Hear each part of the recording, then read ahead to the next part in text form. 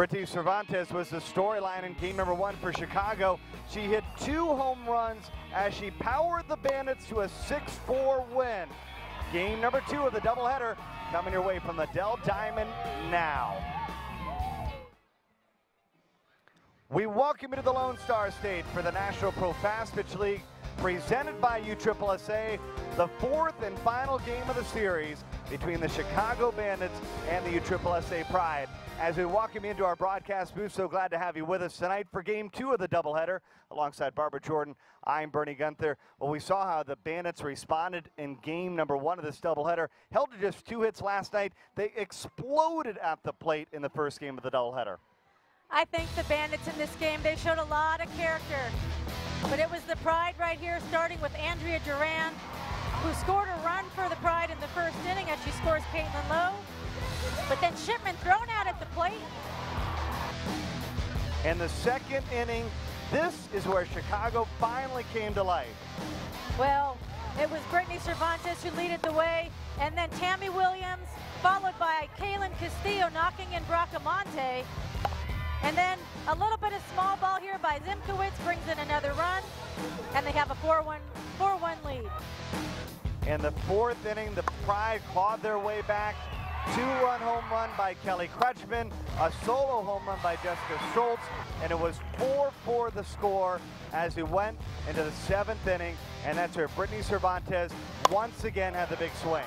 Well, Brittany Cervantes has been clutch for them all year long, and she showed again right there why she's leading this team, the team and the league in RBIs and home runs. And now you take a look at where the 4th and final game of the series, so much can happen tonight. The Pride were really cruising last night. They won the first 2 games, but look at Chicago. If they can win this game, they'll split the series 2 games apiece with Chicago. Well, I think they've put themselves in a great position to even this series. I think that it's important, but the most important thing I think for the Bandits is that they found themselves. They found their rhythm after being down the first 2 games in this series. We'll have the 4th and final game from the Dell Diamond here in Round Rock right after this.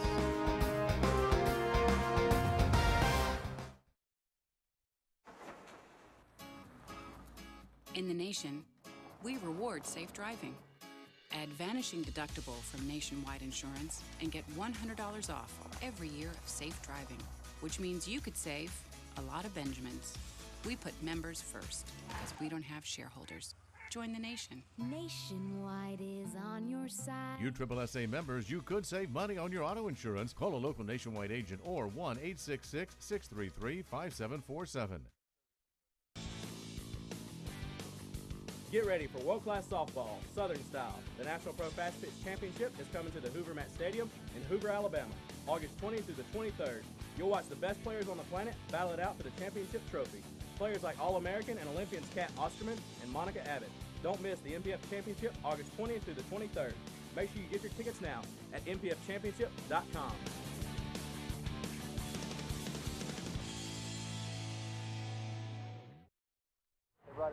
All right, back live here at the Dell Diamond for the 4th and final game of the series between the Chicago Bandits and the USSSA Pride.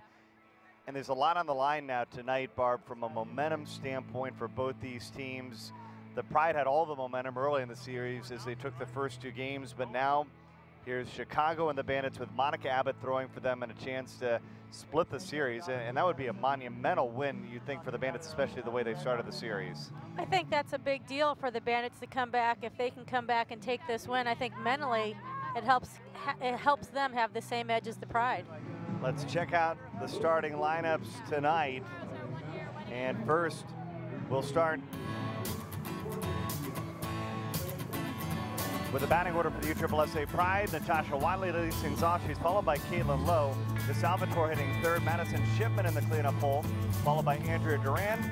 Kristen Sandberg, the catcher. Kelly Kretschmann in right field. Amanda Kamikona, the designated player. And Bridget Del Ponte rounds out the lineup as they go up against the Chicago Bandits, and this is the way their lineup looks tonight. Emily Allard's in left field, Danielle Zimkowitz at second, Wiggins in center field, Butler in right field, Brittany Cervantes, who had the 2 big home runs earlier tonight at first base, getting the nod, Tammy Williams at short, Elisa Goler, the designated player, Kaylin Castillo at catcher, and Cheyenne Coyle rounds out the lineup tonight, as Jordan Taylor is going to get the starting nod for the USSSA Pride. And interestingly enough, earlier today when we got a chance to talk to Jerry Glasgow, he talked about Jordan Taylor getting kind of a major league role here with USSSA Pride. Well, a lot of times Jordan Taylor is a great pitcher to close out games because she's a strikeout pitcher, but here she's getting the start. And what I like about Taylor starting is really she has all the pitches. She's probably got the biggest mix of pitches than any pitcher on the Pride roster. 1-2 on the season. She's worked 17 2/3 of an inning. She has a 1.19 ERA. Seattle. We're leaving to move there probably in a year, a little under a year. And a big outing tonight as it's Jordan Taylor against Monica Abbott. Let's check out the defense tonight for the Pride. And we told you the storyline earlier. You got the 2 Olympians out in the outfield. Actually, 3 Olympians, I should say, out in the outfield. Watley, Lowe, and Crutchman. Infield, it's Andrea Duran at third, Shipman at short, Del Ponte at second, DeSalvatore at first, and Kristen Sandberg gets the nod behind home plate. Earlier tonight, it was the Akron Racers defeating the Pennsylvania Rebellion 9-2. So the Racers trying to keep tabs with the Chicago Bandits. They started the day 2 games behind in the standings. It's nice to see the Racers get back on track. They came to Texas. They lost 4 games to the Pride. So after today, they get themselves back on the winning track. Allard, Zimkowitz, and Wiggins, the first 3 for the Chicago Bandits. And we'll see if the momentum from the first game of the doubleheader carries over, because that's probably the biggest difference. There's only a handful of doubleheaders the entire NPF season. Used to be real familiar with them in the SEC. They a lot of times are playing a doubleheader on Saturday and a single game on Sunday. But the difference is, I think the momentum lingers a lot more in a doubleheader, being that the game is just 30 minutes later than it does where you have the night to go home, decompress, and essentially wipe out all those memories. How about the glove by Andrea Duran? And they got her by a step.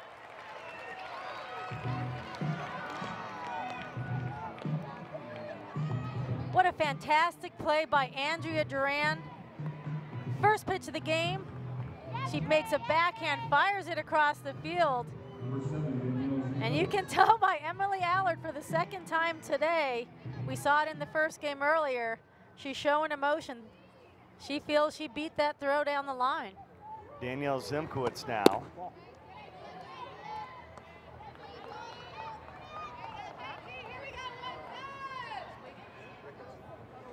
Zimkowitz got a single earlier tonight back in the second inning.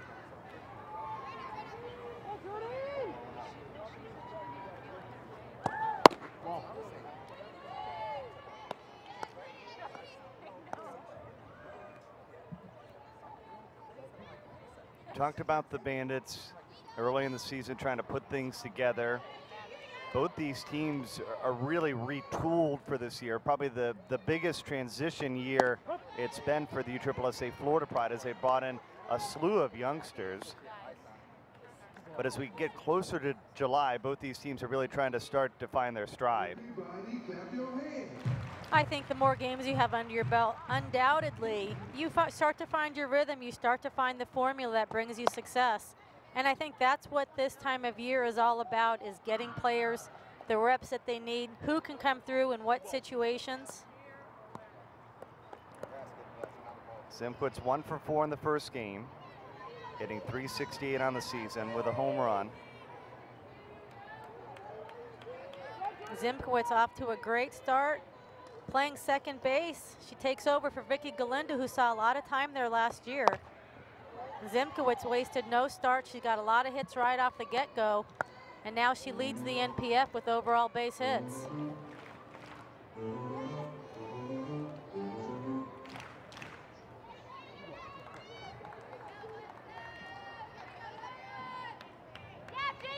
Two and two. Ground ball, Andrea Duran. This time the play not so close.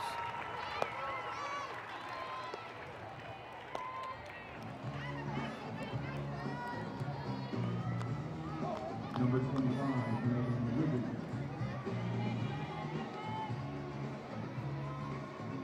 Here's Megan Wiggins.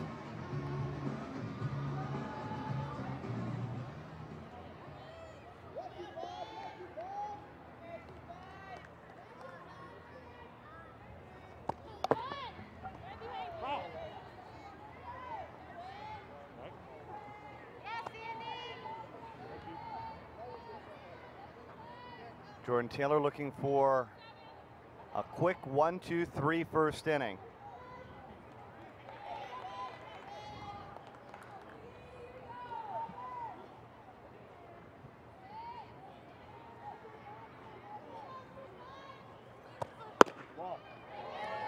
One and one.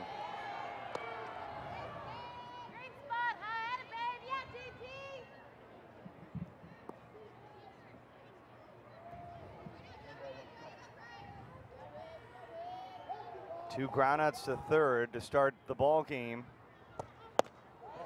And that one upstairs, it's 2-1.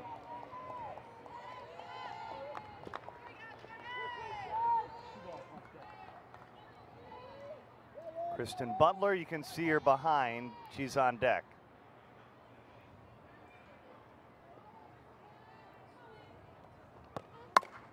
And into right, a long run for Kelly Crutchman. It gets down, and Wiggins made a big turn before heading back to the bag and settling for the single. I would have liked to have seen that play at second base. Wiggins finally breaks through, and you know that's got to feel good to her because we've seen her struggle a little bit in this series. But Kelly Crutchman does a fantastic job cutting this ball off before it gets to the fence, and she holds Wiggins to a long single. Here's Butler.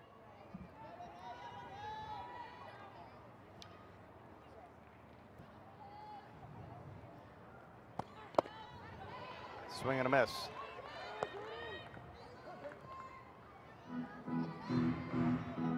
Butler was 0 for 3 in the first game.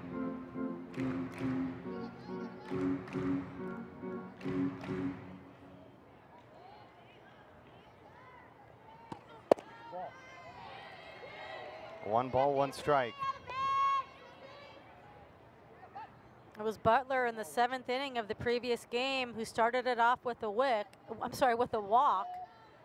And then Cervantes with that big hit followed her. Oh, up and in, and she takes first the hard way.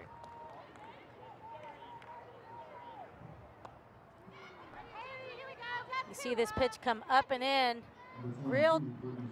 Looks like it gets her on the upper arm. Tough pitch inside as you see Butler take first base. See her there looking at her outside of her elbow. Not a lot of meat there, so you know that's got to hurt. 1 for 10.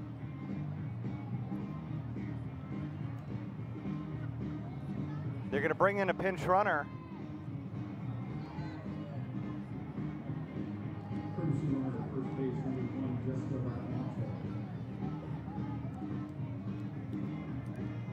As the star of game number 1 comes to the plate, Brittany Cervantes, 2 home runs. She went 3 for 4, 3 runs batted in, but the biggest shot was the 2-run home run in the 7th inning. Jessica Barcaramonte pinch running at first.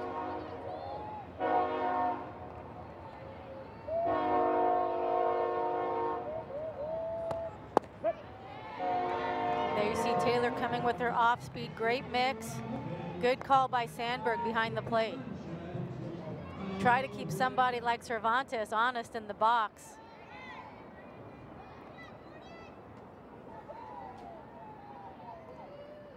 One and one. This one hit well, but the ballpark will hold Cervantes, maybe for the first time tonight, it seems. The Bandits strand 2. We head to the bottom of the first. Pride still with a chance to take this series. They'll come to bat for the first time after this. USSSA is the world's premier sports organization with over 4 million participants. The top youth baseball stars compete at the Wilson DeMarini Elite World Series and the Louisville Slugger Championship, looking to qualify for the USSSA National Youth Championships. In fast pitch, the top teenagers are on the field with USA Select, and the best in the world are on the USSSA Florida Pride. Nationwide Conference USSSA provides the ultimate challenge in slow pitch softball. At every level, you play the best when you play USSSA. In the nation, we reward safe driving. Add vanishing deductible from Nationwide Insurance and get $100 off every year of safe driving, which means you could save a lot of Benjamins. We put members first because we don't have shareholders. Join the nation. Nationwide is on your side. USSSA members, you could save money on your auto insurance. Call a local Nationwide agent or 1-866-633-5747. Back here at the Dell Diamond, the NPF presented by USSSA. Monica Abbott going against USSSA Pride in the fourth and final game. Let's check out the defense behind her. Allard in left, Wiggins is in center field. It's Butler in right field. And the infield, Coyle at third. Williams is at shortstop, Zimkowitz at second, Cervantes at first, and Kaylin Castillo behind home plate.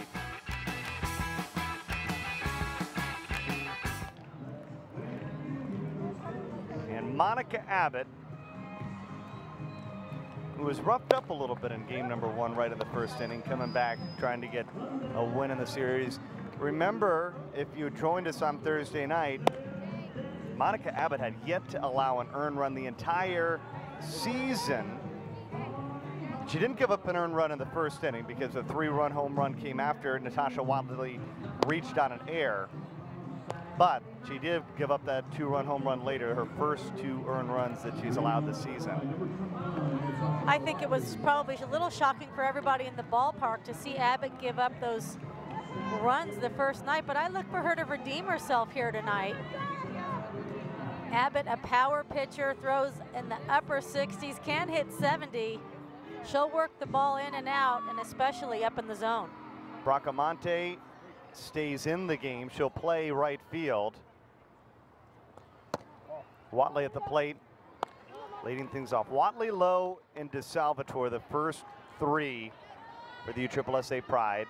And rare to see that stat line. Natasha Watley goes 0 for 3 in the first game of the doubleheader. A strikeout, a flyout. She did walk in the fourth.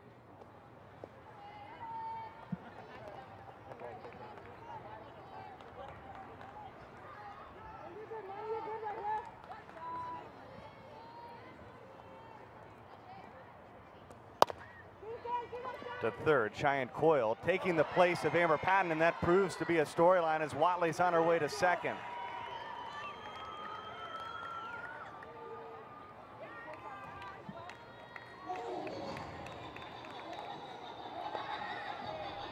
We'll have to see how this is officially scored. Let's check it out again. Watley slaps it to Coyle at third. Coyle's throw is up the line to Cervantes. And I'm not sure Did Watley ever touch if the Watley bag? ever hit the bag, but Wisely doesn't go back, just keeps on going.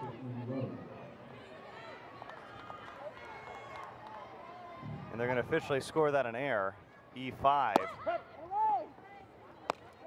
As Caitlin Lowe comes to the plate. So Coyle at third, who's usually a middle infielder, getting plenty of action, filling in for Amber Patton tonight. And the perspective is just a bit different there at third, especially with your fielding position. You're a lot further in at the bag than you see Tammy Williams is there at short. And so your timing, you just got to be a lot quicker, don't you? Oh, it's absolutely a faster reaction time. Foot speed wise, glove wise. I mean, you have to be like a cat to play third base.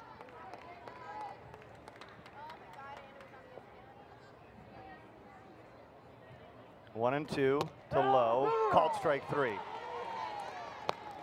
Monica Abbott with her first strike out of the ball game as she retires Lowe. Here we see this pitch with 2 strikes. She goes outside to Lowe. Nice spot on the outside corner.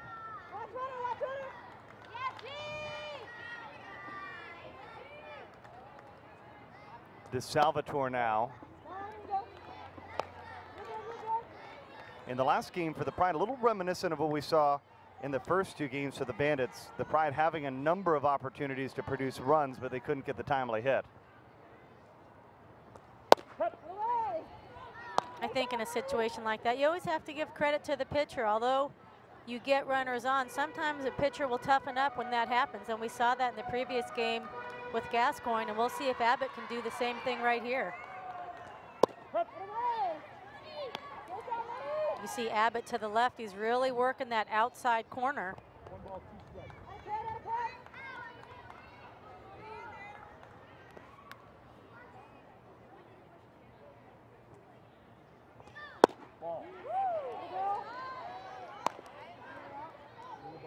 And I like it. She hits the corner and then she throws it just a little bit off. 2-2 to DeSalvatore. Pokes at it and it goes foul.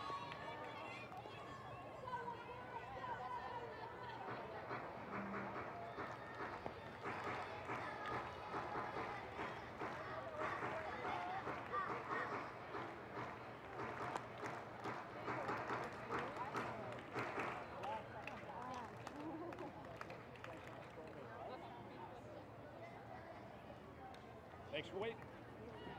2 balls, 2 strikes. Wadley with plenty of speed to score on just about anything hit into the outfield at second. And it's a full count. Close pitch there. Ah, tough pitch with 2 strikes on the inside corner. Here's the payoff pitch. So Abbott makes it tough. She's thrown an abundance of pitches outside to DeSalvatore, trying to get her to lean. Her eyes are looking out. And with those 2 strikes, she comes inside, almost freezes DeSalvatore. But Abbott doesn't get the call, and on the very next pitch, she breaks back outside. And because Abbott throws so hard, that's what makes her tough to hit.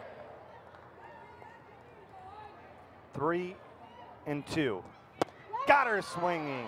Second consecutive strikeout for Monica Abbott. 2 outs here in the bottom of the first. Take a look at this pitch on the outside corner, just a swing and a miss by DeSalvatore.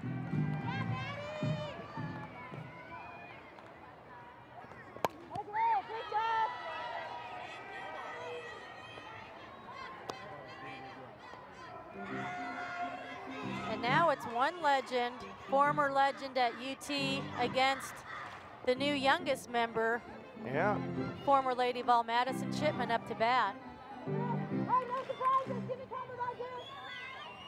And she gets another crack. Lady Vol versus Lady Vol. She got her former teammate in Renfro earlier, but she's only heard about Monica Abbott.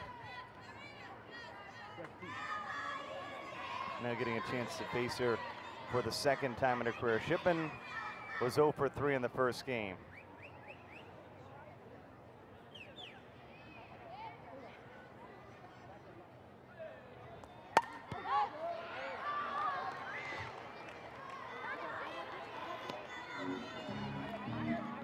Abbott wasting no time going right at Shipman, but I like Shipman's approach. Aggressive, swinging at 2 good pitches in the zone.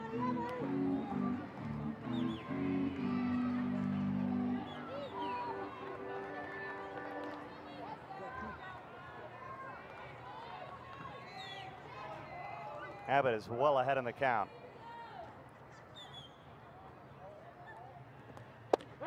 Got her.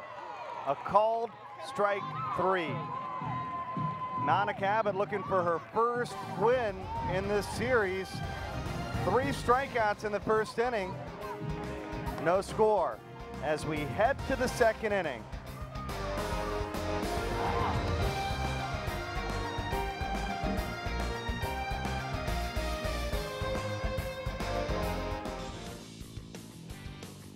Get ready for world-class softball, Southern style. The National Pro Fast Pitch Championship is coming to the Hoover Mat Stadium in Hoover, Alabama, August 20th through the 23rd.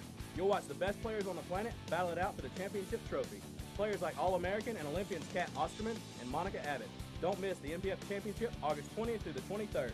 Make sure you get your tickets now at npfchampionship.com.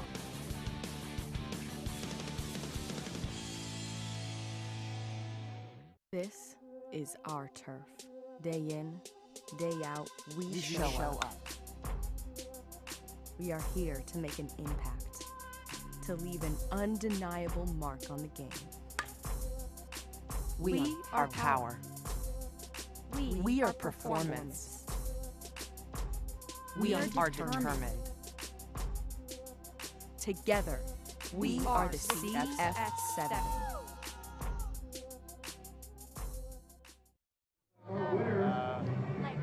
Top of the second inning. That's Monica Abbott with 3 strikeouts in the first, and that's one of the ways to try to get around the damage after Natasha Watley started off the inning reaching on an error.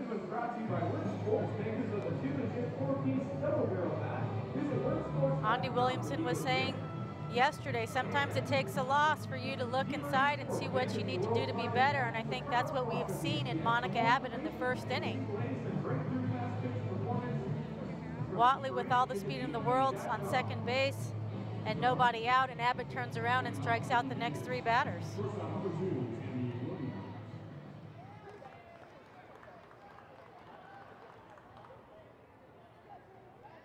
And so Chicago with another opportunity here. As Tammy Williams will lead off the inning.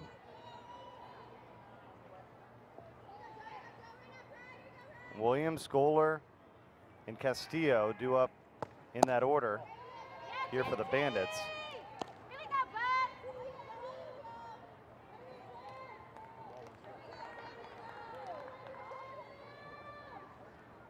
Jordan Taylor allowed 2 base runners back in the top of the first, but she gets Tammy Williams. Big cut there.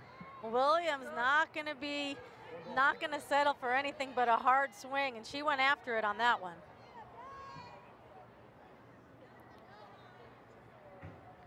Tammy Williams with a home run in the second inning in the first game of our doubleheader. She was 3 for 4.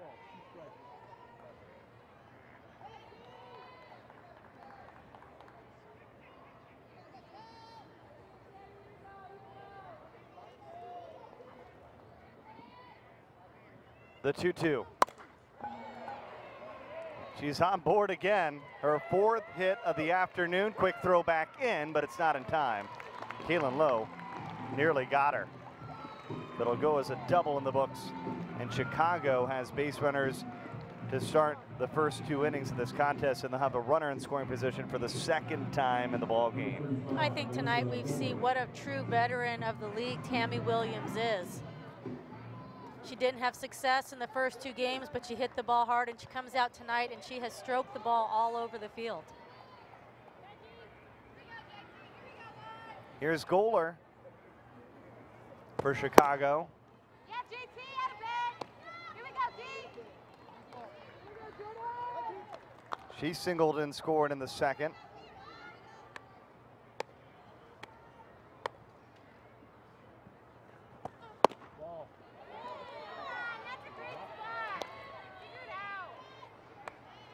And Jordan Taylor can only smile.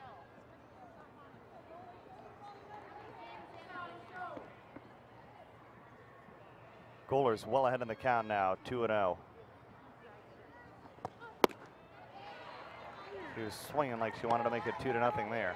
Well, she's taking advantage. She's ahead in the count 2-0. And hey, anything around the plate that she thinks she can drive, she went after it. Take a look at this pitch. A little bit out of her zone.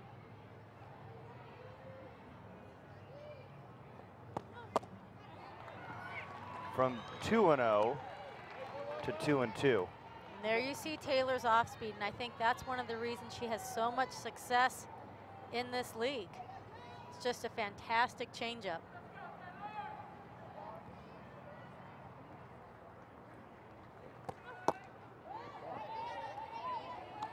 Off the plate, full count. First base is open, but you're at the bottom of the lineup.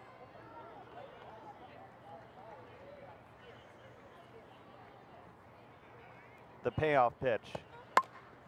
Waited on it, and it loops into center field and falls just in front of Kaylin Lowe. And Tammy Williams took a turn, but she'll head back to the bag. The first two reach here in the second. And Chicago has runners on the corners with nobody out.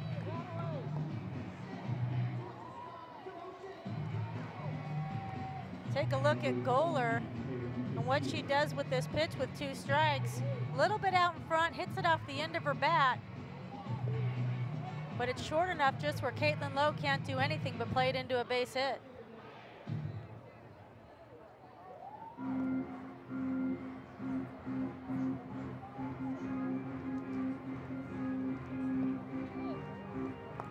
So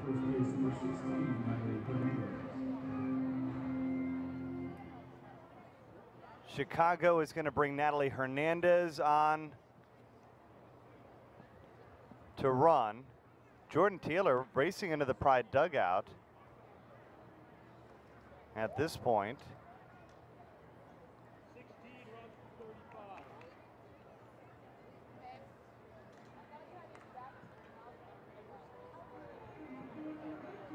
Hard to start without a pitcher.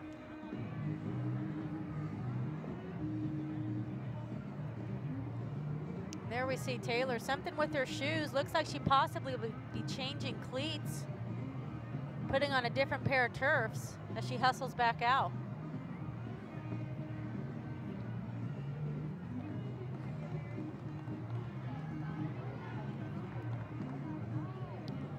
Well, big moment early on in this game for Jordan Taylor, as the Bandits get their first 2 aboard here in the second, and they have a lot of options here now as Kaylin Castillo comes to the plate.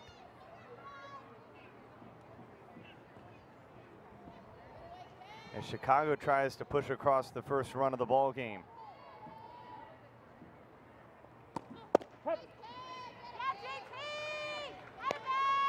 Well, the shoes help at least on the first pitch. Castillo 1 for 1 in game number 1, a double and an RBI.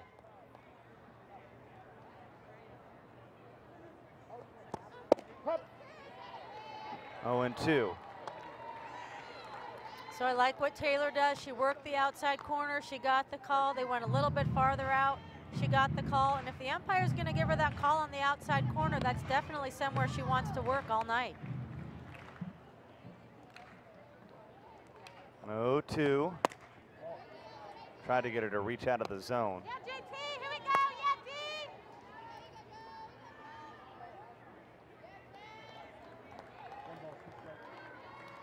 Tammy Williams at third.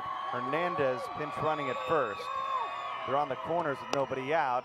And this one popped up. Natasha Watley has a beat on it. Tammy Williams thought about going. And Hernandez dancing around the first baseline, but everybody's going to hold after out number 1 is retired here in the second. It's a good pitch by Taylor, jamming Castillo, although she got it out of the infield, not deep enough, where Watley brought it right into Duran and holds all the runners.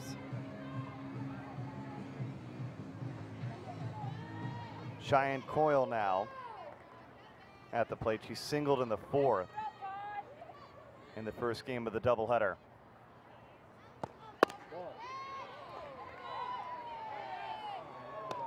Didn't miss by much.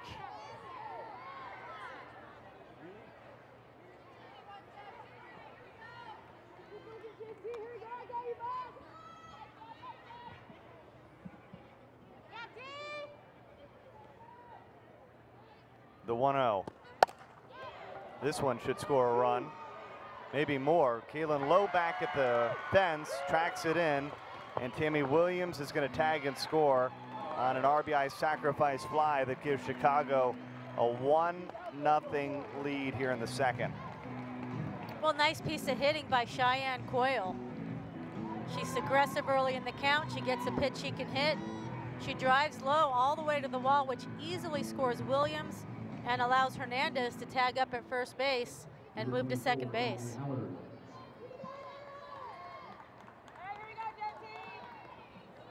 So Williams comes in to score. Hernandez does tag, and she's in scoring position as we move back to the top of the lineup. And Emily Allard, who's felt like she's beaten it out a couple times, and maybe one of the only ways to do is to try to flip it through, but Del Ponte's there to make the play to retire the side. Tammy Williams leads off the inning with a double. She comes on the sacrifice fly by Coyle, and the Bandits are up by a run.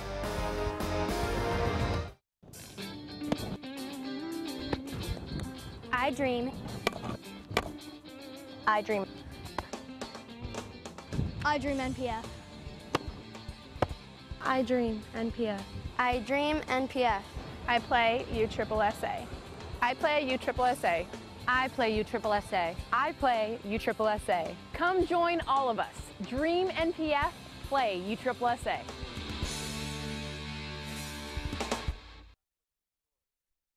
It was a lifetime in the making. 4 years of over-the-top hard work, dedication, and sweat. Together we fought to the end and rose to the top. A national championship is something that we dreamed about, but we knew it wasn't over. How can you hang them up when you're just getting started?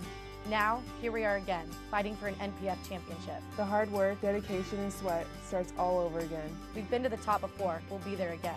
And when we got to the bigs and it was our show, we knew there's no other equipment that we choose.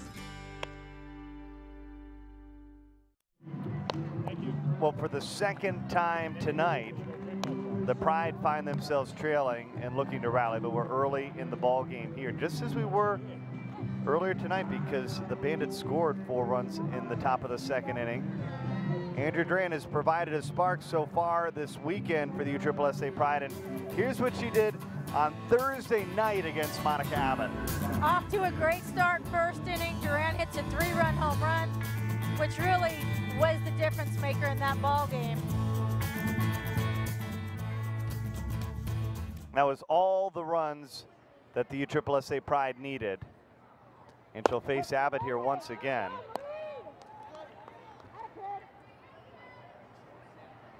She was 2 for 4 in the first game of the series. She pushed across the first run of the ball game for the Pride.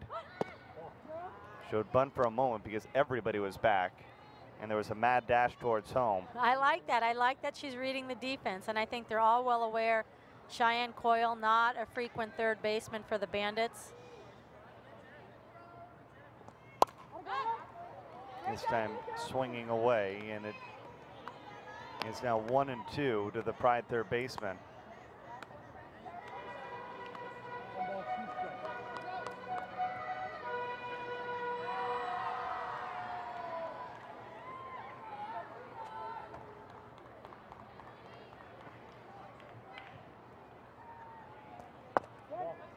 Missed outside, 2 balls and 2 strikes.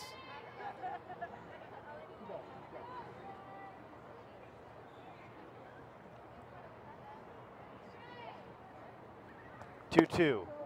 Make it 3-2.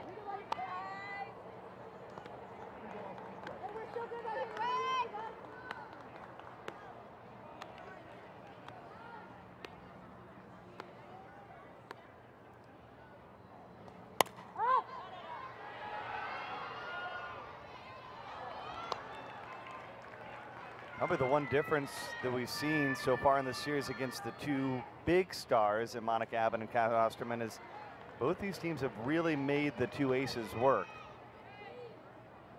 I think anytime collectively you can put together quality at bats as a team, that could be the biggest difference maker to break through and give your team a chance to win.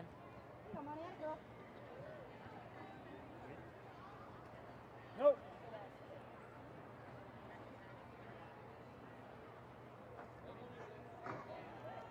That's a little bit of a cat and mouse game now.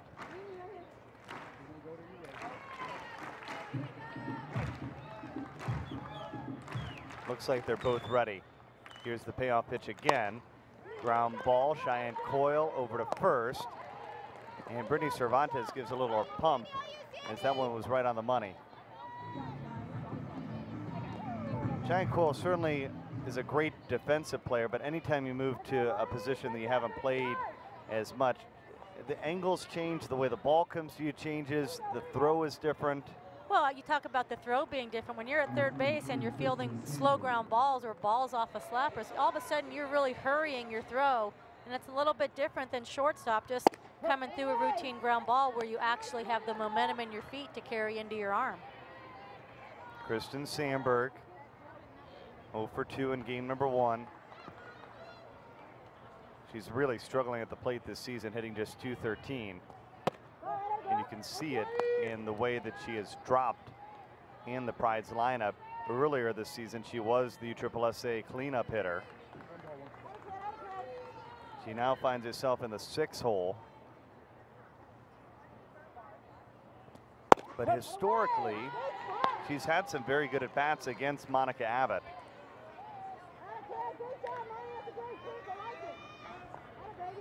Shut up. 1 ball, 2 strikes.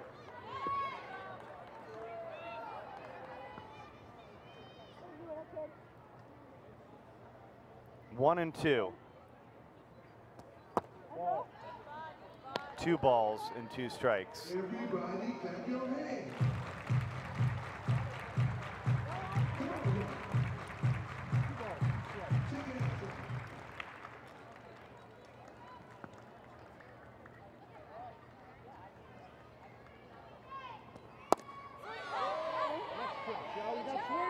They appealed to first. No, she didn't go. You take a look at Sandberg when she gets into the box. Let's take a look at this last pitch. And her barrel crosses the plate, which there it appears that it did. That should be a called strike.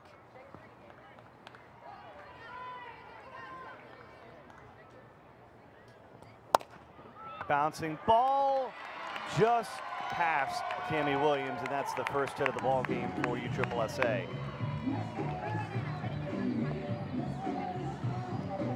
Sandberg got a second chance.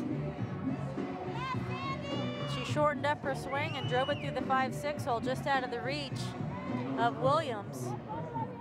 Takes that inside pitch. Williams just can't come up with it.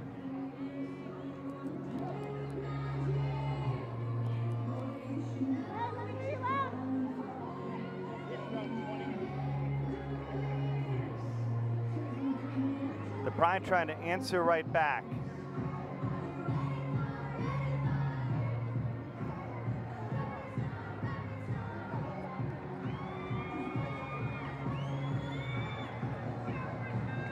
For 23, Jay. And Bridget Washington is going to come on and pinch run for the Pride. You hear the crowd, local crowd, cheering for Washington, former Texas Longhorn. All-time stolen base leader, but she's not just fast, folks. This girl can hit. She also is the all-time hit leader for the University of Texas. And a glove by Coyle, over to second to get one, but they can't get Kretschmann.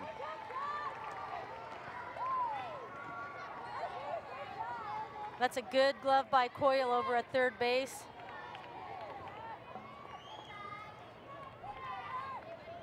Kretschmann hits it sharply. A nice job by Coyle, cutting it off and making a nice throw over to Zimkowitz for a sure out. Zimkowitz trying to turn the play, double play, but just not in time.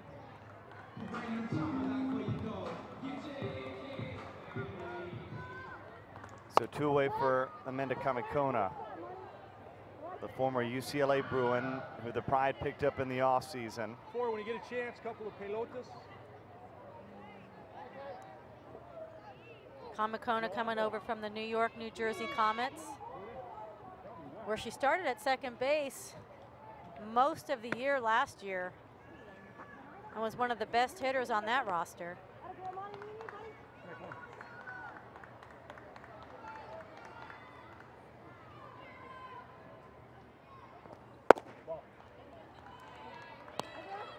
One and one. And it was nice to see Kamikona join the league. She didn't come into the NPF right out of college.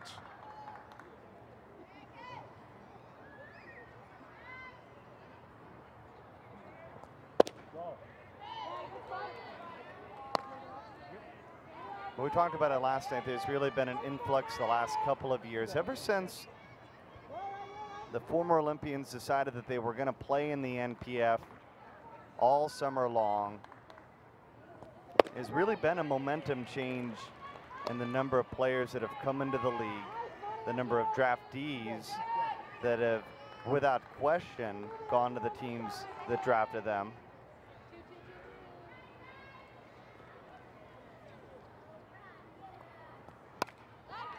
I think overall between the 2013 draft and the 2014 draft, I have to say those two classes are probably contain the most talent ever brought into the NPF as a whole.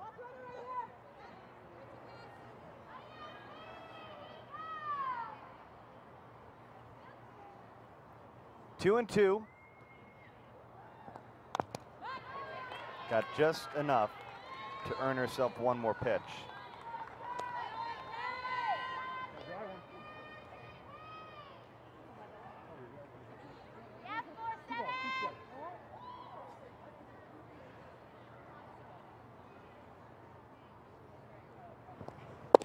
Got her swinging.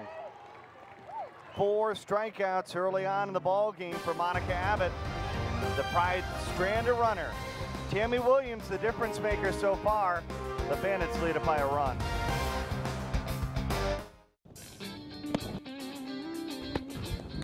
I dream. I dream. I dream NPF. I dream NPF. I dream NPF. I play USSSA. I play USSSA. I play USSSA. I play USSSA. Come join all of us. Dream NPF, play USSSA.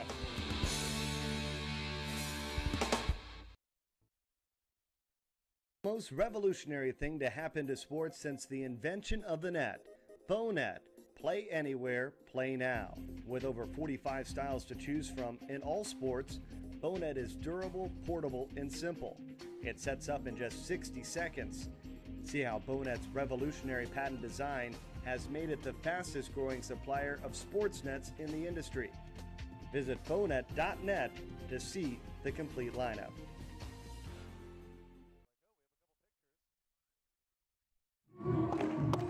Chicago looking to try to take 2 from the USSSA Florida Pride here in the 4th and final game of the series. The NPF presented by USSSA. Glad you're with us here from the Dell Diamond. Bernie Gunther, Barbara Jordan, and our entire crew bringing you the sights and sounds of all 4 of these games, and hopefully you've enjoyed them as much as we have. You know, comes down to it, I think that what we've seen today is finally what we really thought we'd see in the series. I think we've had great matchups, and I just think you have to give credit to the Pride the first 2 days. They really came out and they hit the ball, and that was the difference maker, and they also pitched well. But tonight and today earlier, we've seen a different Chicago Bandits team. We've seen some clutch pitching as Michelle Gascoigne came in to close out the first game and secure the win. And then here in this game, Monica Abbott has got off to a great start. And the Bandits put together some hits in the second inning, and they've taken an early lead. It's Zimkowitz, Wiggins, and Kristen Butler here in the 3rd inning.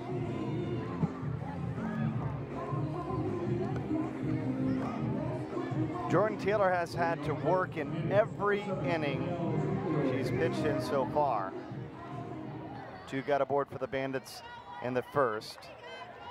2 more, including the only run of the ball game in the second. And she'll face Zimkowitz for the 2nd time in the ball game. She grounded out in her first plate appearance.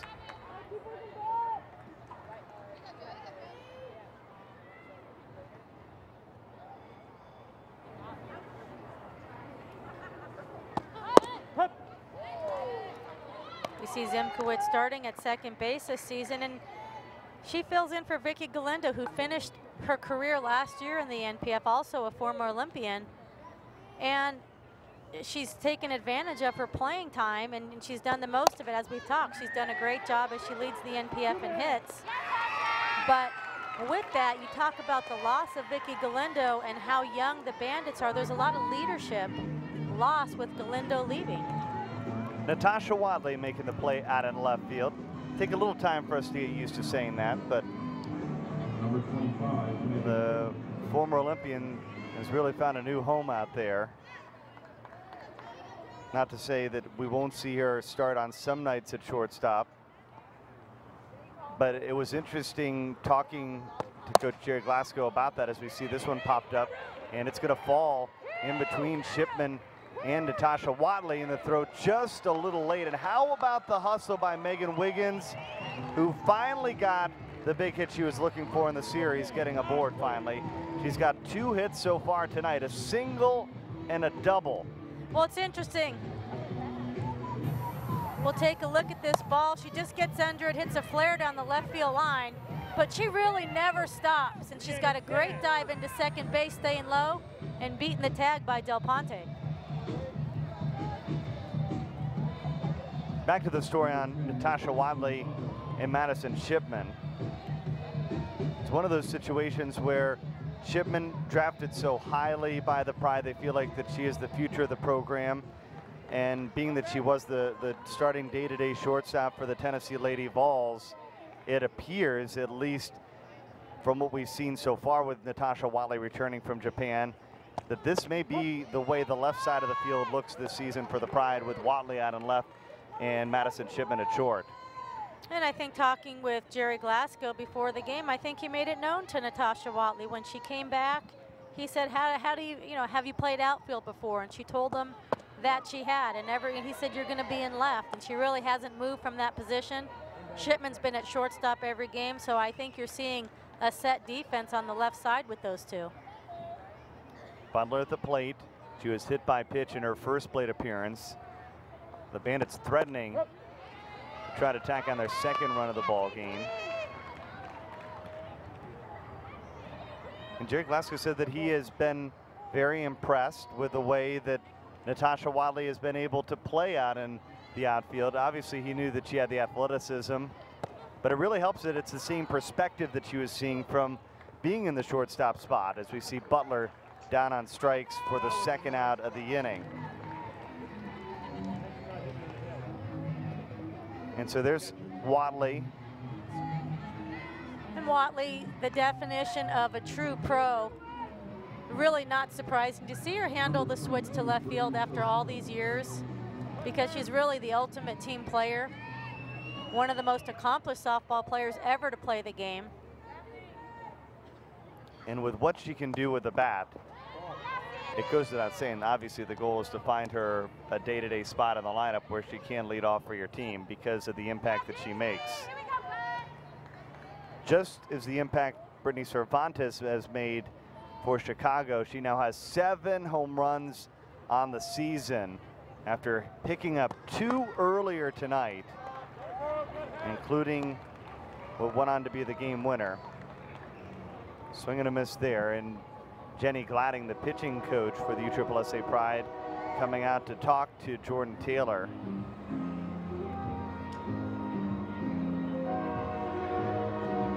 Interesting, this conversation right in the middle of the at-bat. Well, they have an open bag at first base with 2 outs, and I think you want to strategize. Do you want to go after Cervantes, or do you want to go after Tammy Williams, who's had a fantastic night at the plate offensively?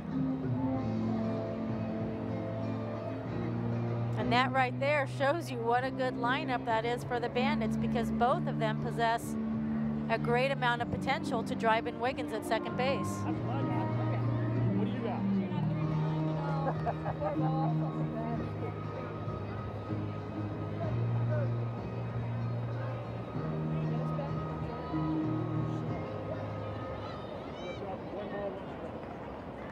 Ball and a strike to Brittany Cervantes.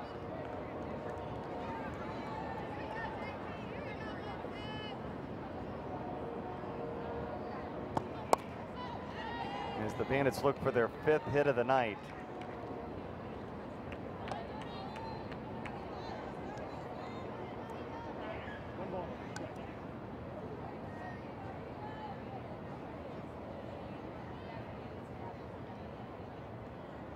1-2. That one's into the stands. I like what Taylor's doing when she comes inside, really keeping it on Cervantes' hands. And if she's going to go inside, that's exactly what she has to do.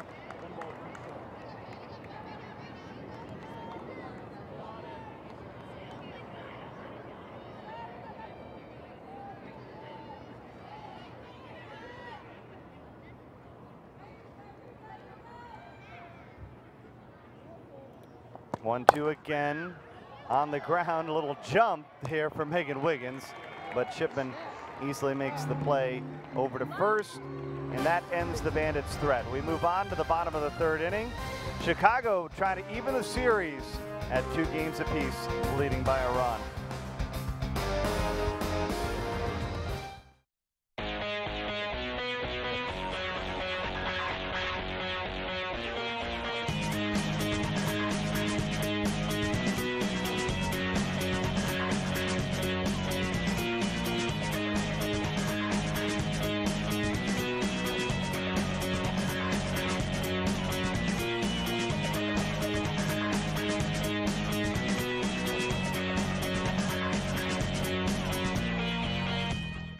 This is our turf.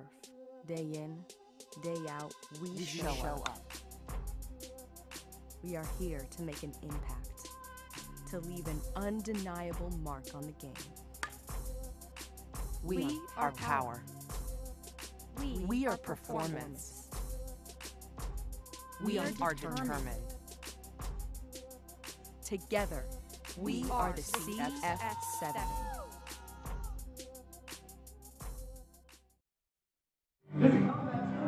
Well, after the Pride used the long ball to defeat Monica Abbott in the first game of the series, where she allowed 2 earned runs, right now she's held the Pride to just 1 hit so far in her second appearance in the series. And the question is, the Pride gets set to come through the lineup for the second time. What adjustments will they make?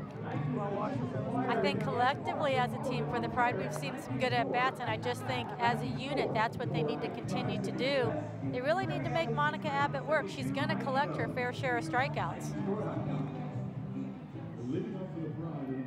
Del Ponte, Watley, and Lowe.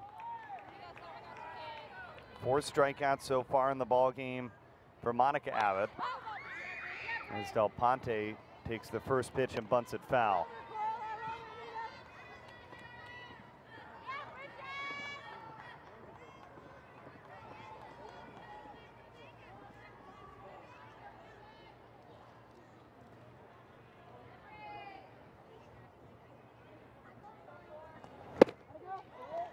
Oh, and 2. Del Ponte, only 23 years old,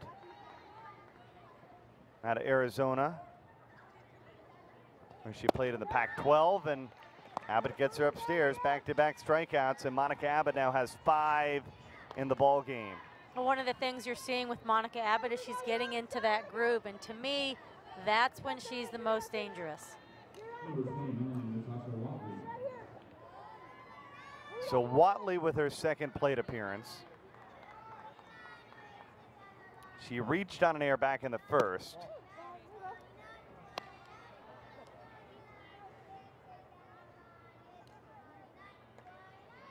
I think Natasha Watley is one of those batters that has seen Monica Abbott so well that she always gives her a quality at bat. Slow roller, Abbott's got to hurry. And that one is off the glove of Brittany Cervantes. We'll have to take maybe one more look.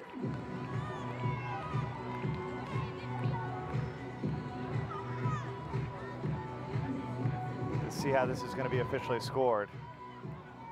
Watley goes for the slap hit. Abbott hustles in, fires it over to first base. And it would have been a close call. Cervantes doesn't come up with the ball. And if Watley would have beat that out, it'd be a base hit. So we'll look for the scoring. And it is officially scored as a hit. Watley's first hit of the ball game. That brings up Caitlin Lowe. A lot of movement on the infield as Lowe shows bunt and takes a called strike. There, right there, take a look at the infield drawn in. Everybody knowing Caitlin Lowe's gonna do the short game, respecting her speed.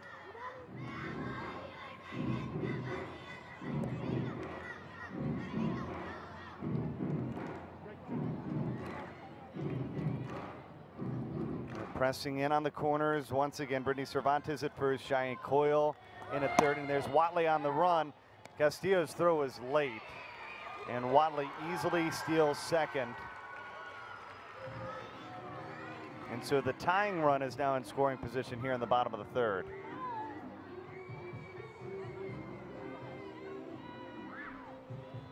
Take a look at Watley going on the pitch. Castillo throws the ball to the other side of the bag. Watley in with the stolen base. Got up a little slow. We'll have to keep an eye on her. 1 and 2 to Lowe. Just gets a piece and she'll get another opportunity.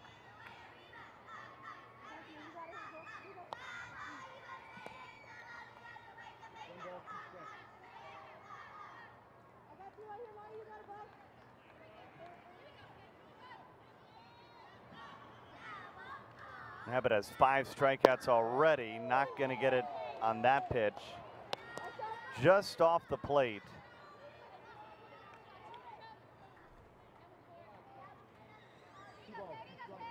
Take a look at Abbott's reaction after that pitch. Woo, she wanted that one.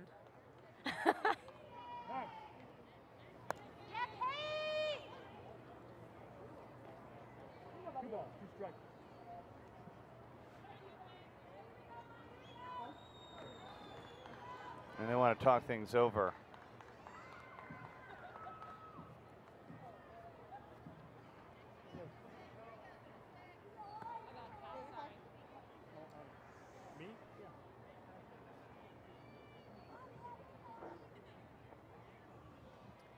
And we see Jerry Glasgow coming over to have a conversation with the home plate umpire.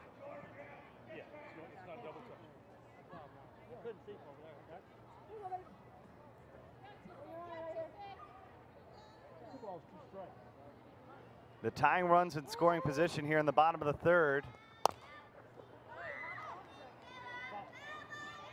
And it's fouled away.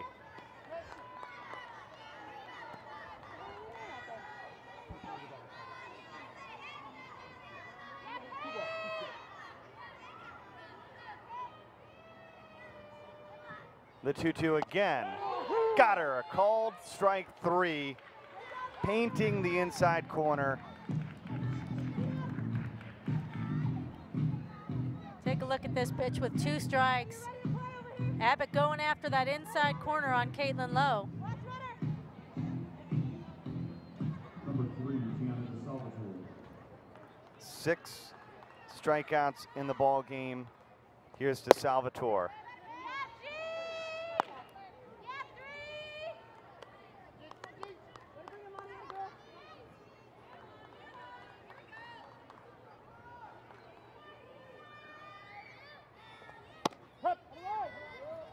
One and 1. The Salvatore trying to shake it off. She's 0 for 1 tonight. She struck out in her first plate appearance.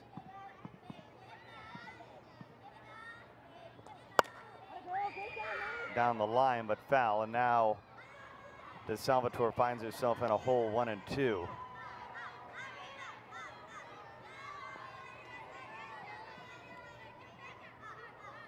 Definitely a different Monica Abbott on the mound tonight than we saw the first night of this series. She is in attack mode.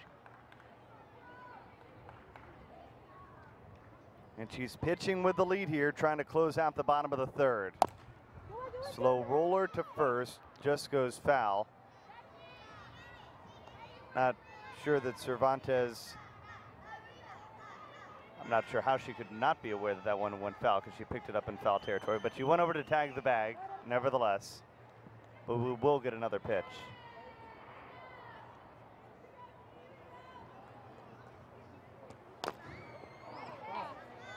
We got a foul tip. Castillo almost able to hang on to it, but looks like it went right into her.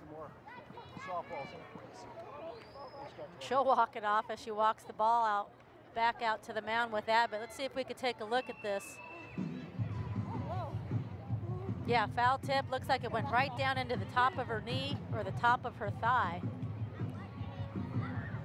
And when you're squatting like that and bending your knee, doesn't leave a lot of muscle there.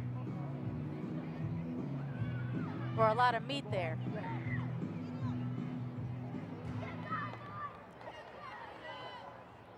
Abbott battling to Salvatore. 1-2 on the ground. Zimkowitz to first, inning over. The Pride have left runners aboard in all 3 innings so far. Chicago carrying a 1-0 advantage to the 4th.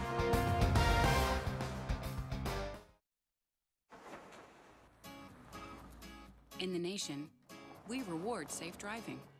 Add vanishing deductible from Nationwide Insurance and get $100 off every year of safe driving, which means you could save a lot of Benjamins. We put members first because we don't have shareholders.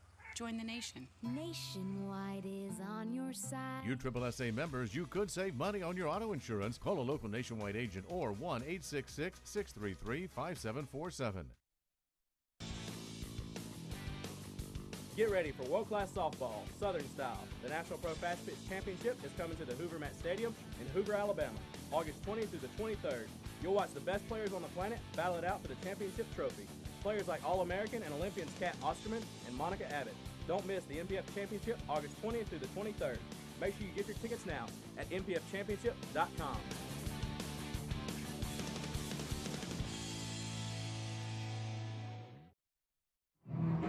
1-0 Chicago, and it is because of their leadoff hitter here in the 4th. Tammy Williams started off the 2nd with a double, and then came in to score on the sacrifice fly by Cheyenne Coyle. One run on 4 hits, I should say, for Chicago with an error. 2 hits so far for the USSSA Pride.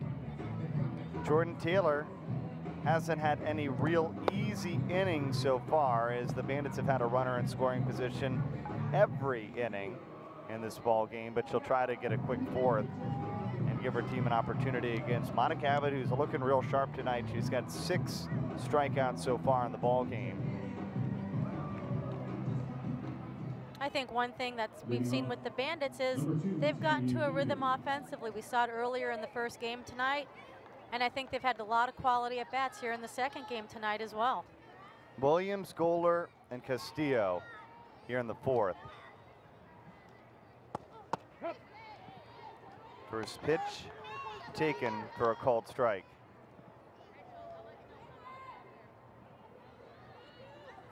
Not a bad season for the Chicago shortstop. 300+ average, 5 home runs. But she's in a big hole here, 0-2.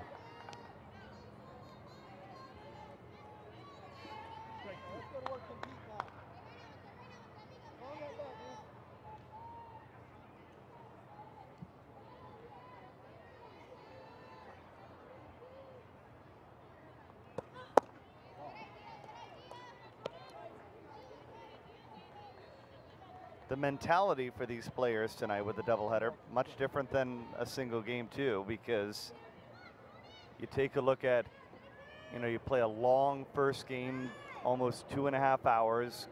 You get the break where you get a little bit of food, and then you have to do it all over again. As you see Wadley have a beat on it, and she tracks it down for the first out.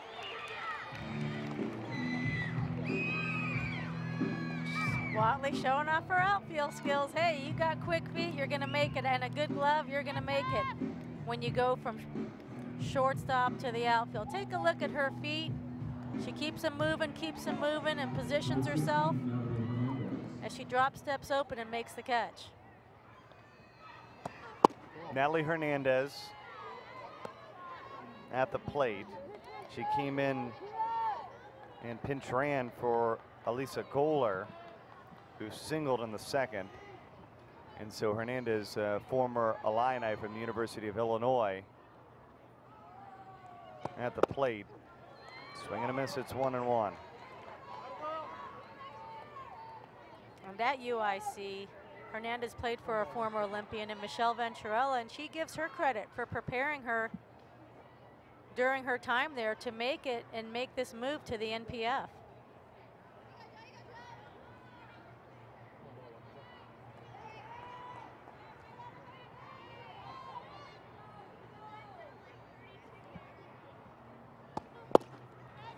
Swing and a miss. It's 1-2.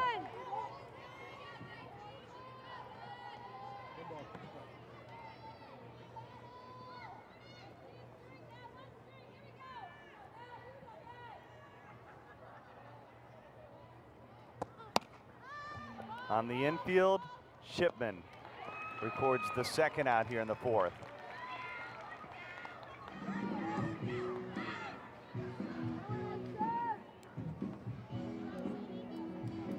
Well, they call her the future of the program. Certainly plenty of talent for her and what she showcased at the University of Tennessee. And the transition time has been quick for her, both defensively here in the NPF and at the plate as well. Well, Madison Shipman, a lot of people, everybody knew of Monica Abbott. She's so decorated, but Madison Shipman leaves there and she's just about as highly decorated as Monica Abbott was when she left the program, if not more. 2 balls and no strikes to Kaylin Castillo. She flew out in the second, hitting just a $190 on the season.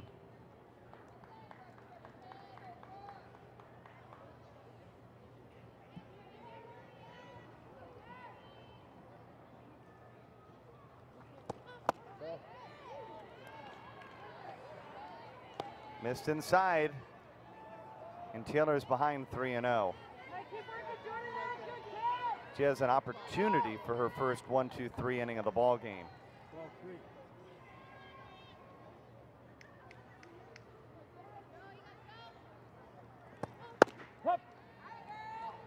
3-1.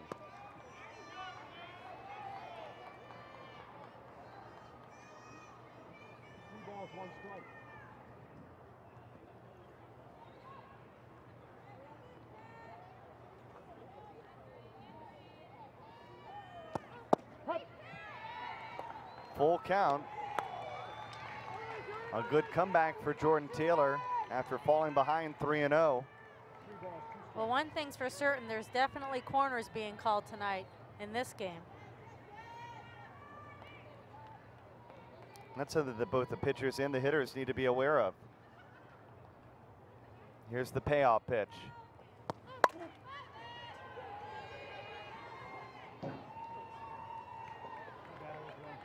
Anytime you see a big zone for a pitcher, it makes it hard on the hitter, but anytime you see a small zone for a pitcher, there's usually a lot of offensive production in the game.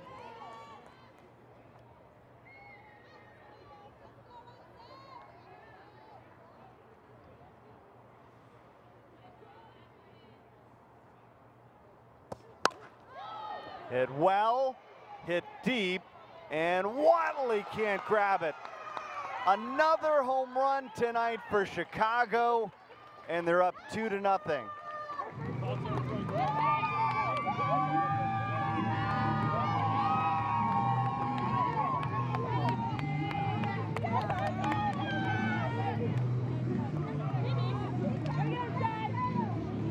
Kaylin Castillo, her first year with the Chicago Bandits.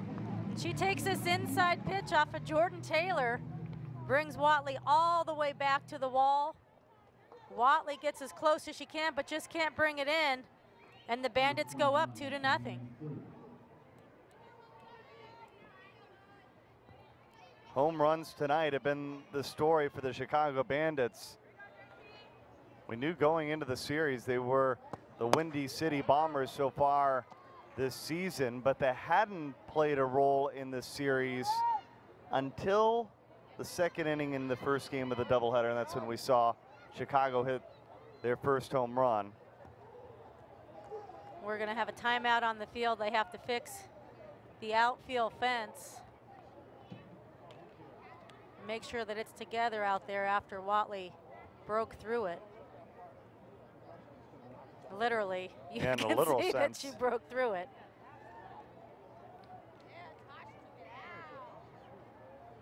Let's take a look at Watley.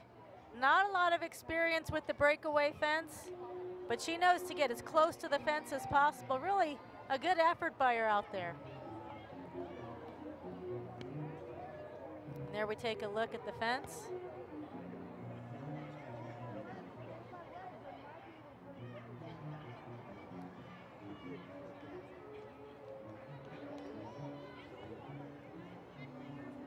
Watley realizing that those fences aren't soft when you land on top of them, as you see her looking down at her wrist.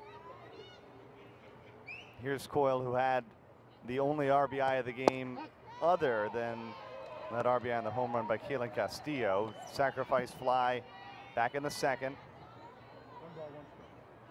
Gave Chicago their first run of the night.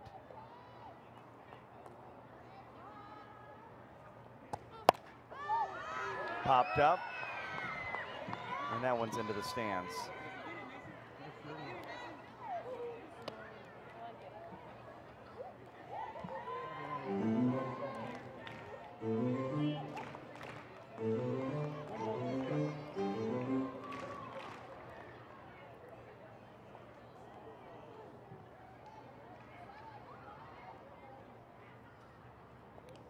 One, two in the dirt. Taylor trying to mix in, get Coyle to bite on that off speed.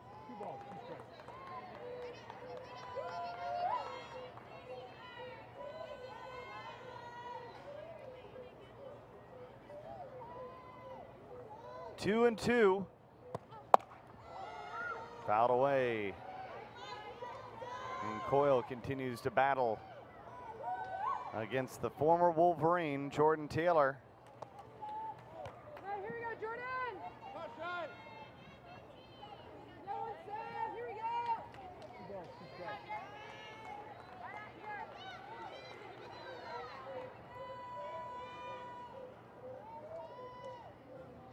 go! 2-2.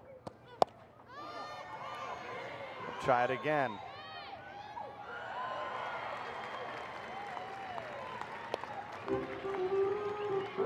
The 8th pitch of this at bat upcoming.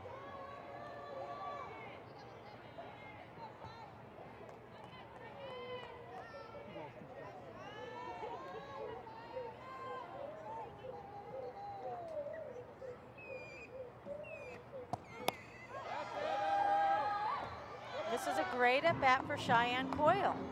She's really seeing the ball well, and she's making Jordan Taylor wants to end this inning. Coyle's gonna make her work for it. She's doing everything she can to get her barrel through that ball.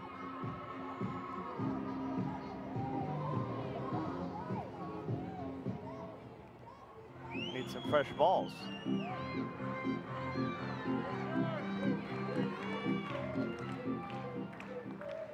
Pitch number 9. Wow, that's a great pitch on the inside corner with 2 strikes. And you can see Jordan Taylor not happy. Let's take a look at this pitch. And with 2 strikes, Taylor going inside. And I don't know where that ball missed. You see Sandberg just framing it right there.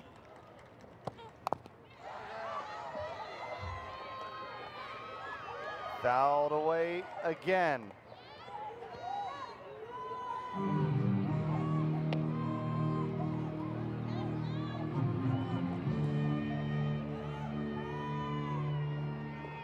Take a look at Chicago through this series. 5 hits in game 1, 3 hits in game 2. They exploded for 11 hits in game 3. And of course the storyline, 5 hits tonight, but we're only in the 4th. So they're not nearly done. Not gonna get a hit though on that at bat as Duran tosses it over to first to retire the side. But a little insurance for the folks from the Windy City. Kaylin Castillo with a deep fly ball gives Chicago a 2-0 advantage.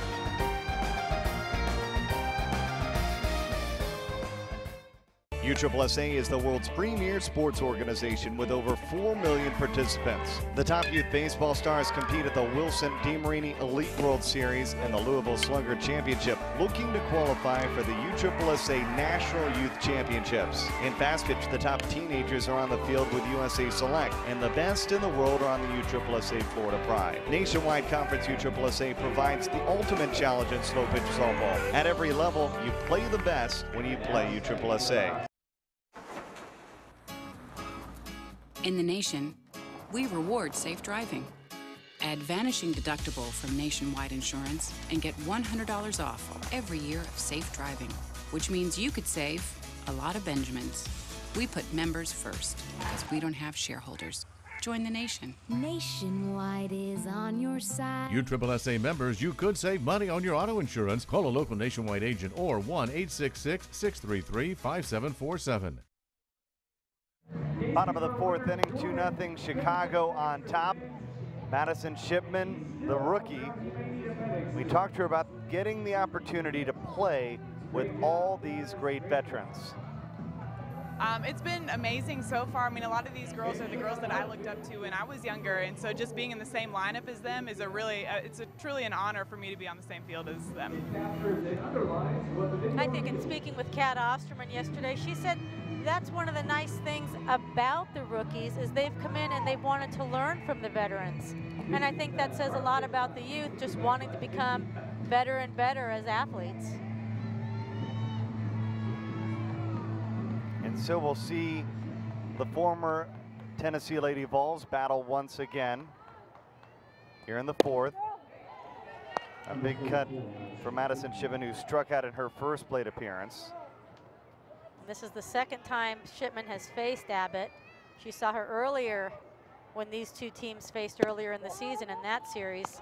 Overall on the season, Shipman's 1 for 7 against Abbott with 3 strikeouts, a double, and a base on balls.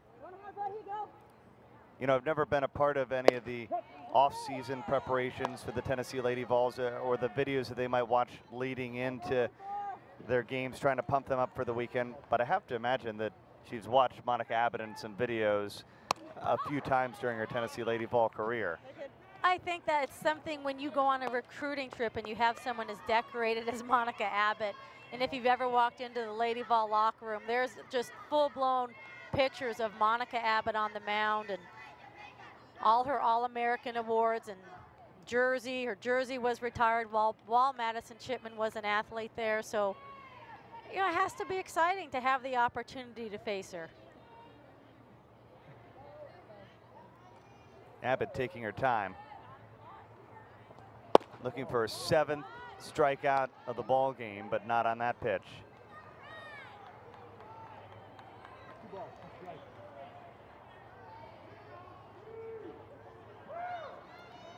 Two balls, 2 strikes. And Shipman just under it.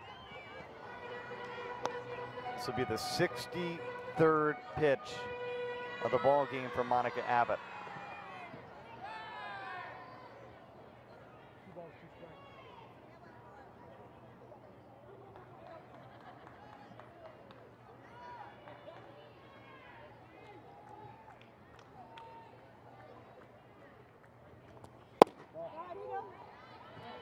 Full count, a nice at bat for the rookie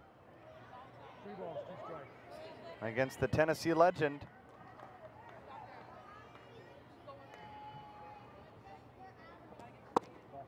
And she draws the walk. And that's what I like about Madison Shipman is she's always getting better and better. We talked about she has 3 strikeouts against Monica Abbott, won this game, but the other 2 were her very first 2 at-bats against Abbott. So really getting a little bit better every time she faces her. And now it's Abbott against Andrew Duran. Duran won this battle in a big way on Thursday night. Obviously, she tied the ball game here. If she could do the same. An opposite field home run. The 2 teammates with Team USA at the Olympics. And Duran has one of her 2 home runs this season off her former teammate.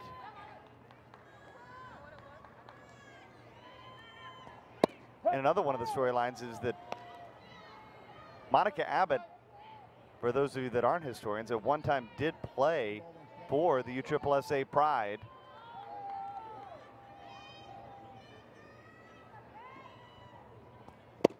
Swing and a miss. That was back in 2009, the Pride's first year.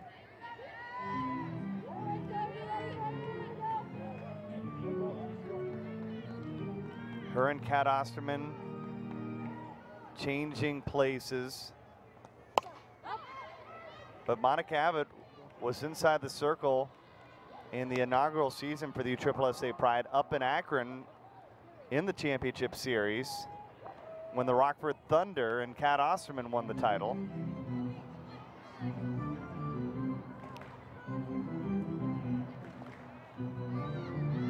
It's gone down to Chicago in USSSA on the final day of the NPF season.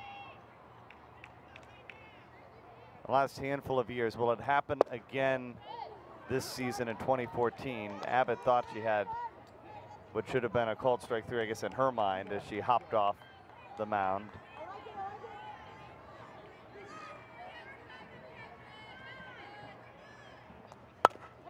Grounded to Zimkowitz. The only play is to first. And Shipman will move into scoring position as the Pride have an opportunity to score their first run of the ball game now here in the 4th inning. So a nice job by Duran hitting behind the runner, moving Shipman over to second base. And Sandberg with an opportunity here to knock in an RBI.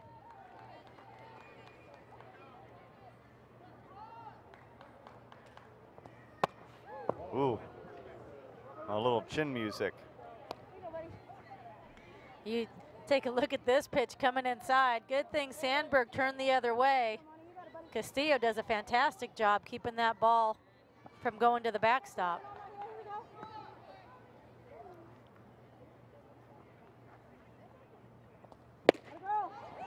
One and one.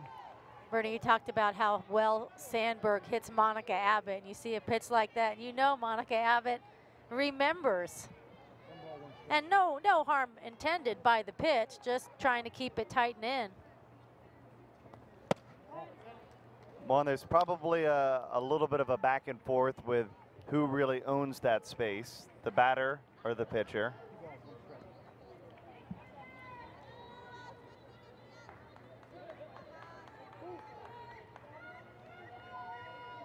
Two and one.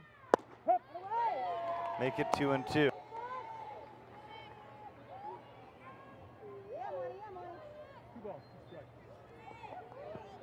Shipman stands at second as the Pride try to push across their first run of this ball game.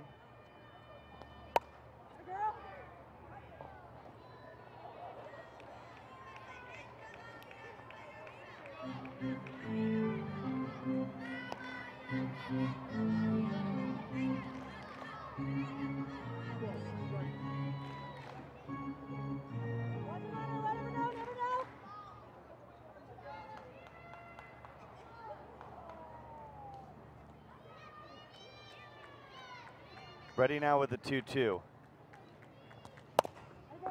A slow roller. Tammy Williams over to first.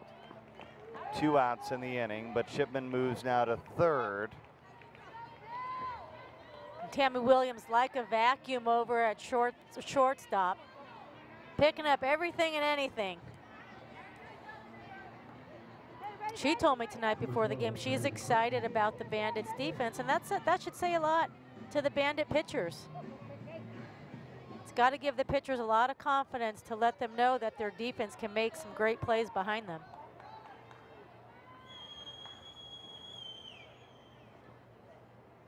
Here's Krenchman. Man, did she come through in a big way in the 4th in game number 1 of the doubleheader with their first home run of the season. Can she do it again here in the second game of the doubleheader?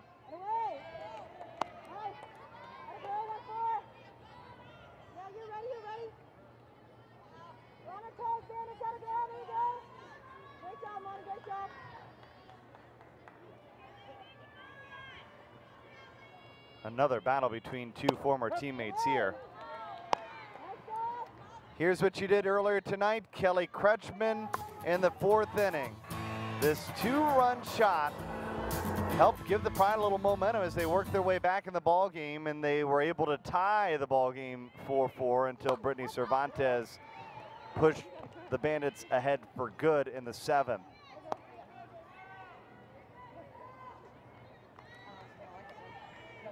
Kretschmann, one of the most successful and accomplished players in the NPF. In her 9 years she's played, she's reached the championship 9 times. Her teams have won 4 of those Coles Cups championships.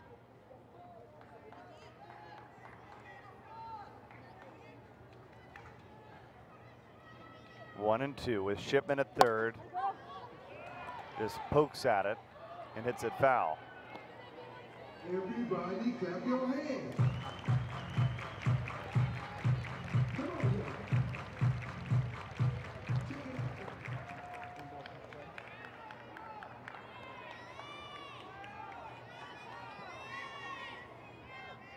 Abbott is 1 strike away from getting out of the 4th. The Pride have threatened in every inning so far.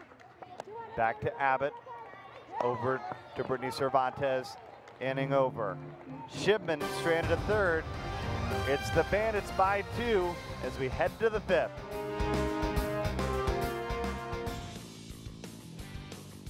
Get ready for world-class softball, Southern style. The National Pro Fast Pitch Championship is coming to the Hoover Mat Stadium in Hoover, Alabama, August 20th through the 23rd. You'll watch the best players on the planet battle it out for the championship trophy. Players like All-American and Olympians Kat Osterman and Monica Abbott. Don't miss the NPF Championship August 20th through the 23rd. Make sure you get your tickets now at npfchampionship.com.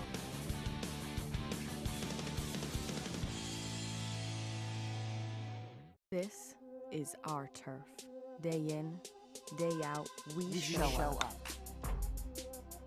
We are here to make an impact, to leave an undeniable mark on the game. We are power. We are performance. We are determined. Together, we are the CF7.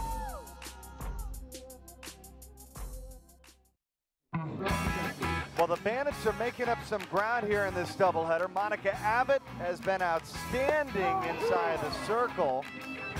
And then in the second inning, Tammy Williams started off the inning with a double. She comes in on the sacrifice fly, hit by Cheyenne Coyle. And they tack down one more in the 4th, Barb. Take a look at Castillo, just getting it out of the reach of Natasha Watley. And Castillo puts the Bandits up 2-0. 2 runs on 5 hits for Chicago. The Pride with just 2 hits so far off Monica Abbott. And Blair Luna is on for the 2nd time in this series. She was in a bend but don't break mode in game 1 of the series. Chicago had a number of opportunities, but Blair Luna always came in with a big pitch, and she was essentially 2 outs away from being the game 1 winner. She only pitched a game and a third, so that's why you see her as 1-0 on the season, and she wasn't able to pick up her second one, but she was very effective in her first outing against Chicago. Well, she's effective, and one thing she does well is she has the ability to frustrate batters because she's not overpowering. She possesses great spin on the ball. Top of the lineup for Chicago, Emily Allard, Danielle Zimkwitz, and Megan Wiggins here in the 5th.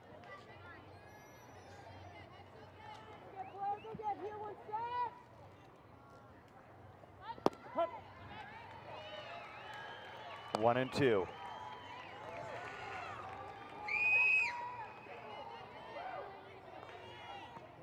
Emily Allard's 0 for 2 tonight.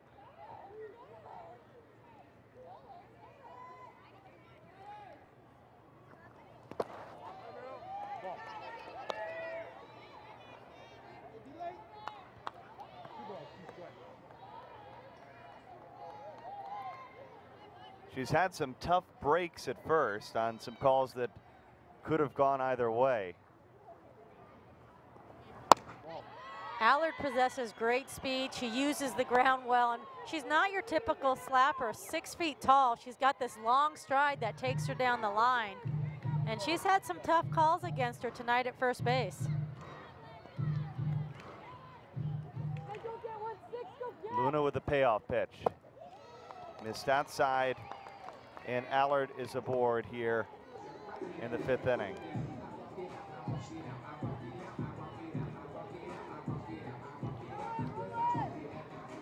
So Emily Allard aboard for the first time.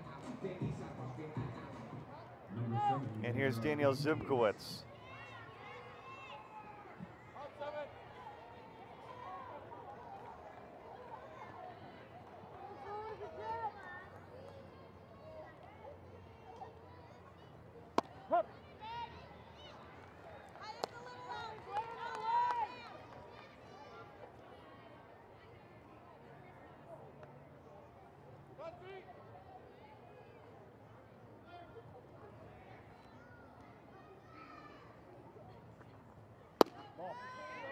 One and one.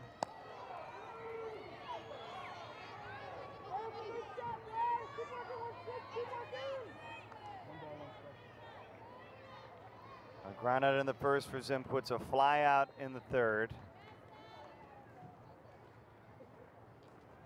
Allard's going, and that one is hit sharply through the left side of the infield, a base hit. Well, that's just a fantastic piece of hitting by Danielle Zimkowitz. Infield's drawn in, she gets an outside pitch, and she stays right through it and drives it in that 5-6 hole with Duran up. That hole becomes a lot bigger, and she drives it through.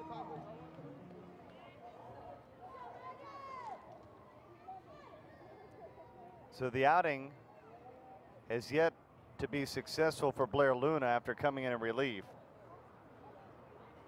A walk and now a single issued to Danielle Zimkowitz, and the Pride, after really having control over Chicago, limiting their hits, have given up a number of base runners to Chicago tonight in this doubleheader.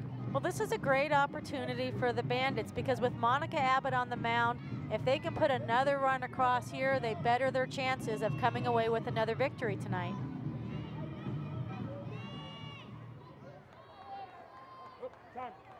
Well, Megan Wiggins is on her way to the cycle. She's got a single and a double. And of course, Chicago would take either a triple or a home run here. And this might be one of the turning points in the season for Megan Wiggins here in this final game of the series.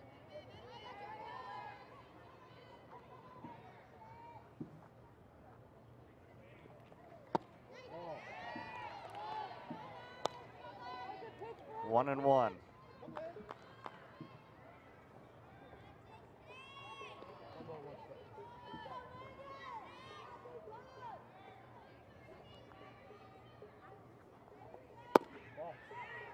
Two balls and one strike. Hey, go get her, go get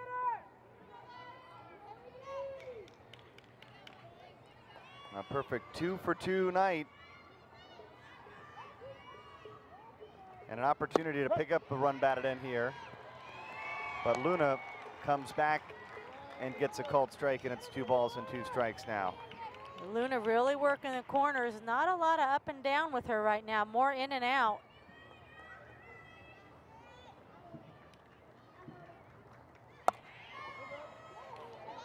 Wiggins is just protecting. Yeah, and that's where you can see Wiggins is struggling just a little bit as a batter. Even though there's 2 strikes, she's chasing balls out of the zone a little bit. And it's hard to get a base hit or a good piece of the bat on a ball that's out of the zone.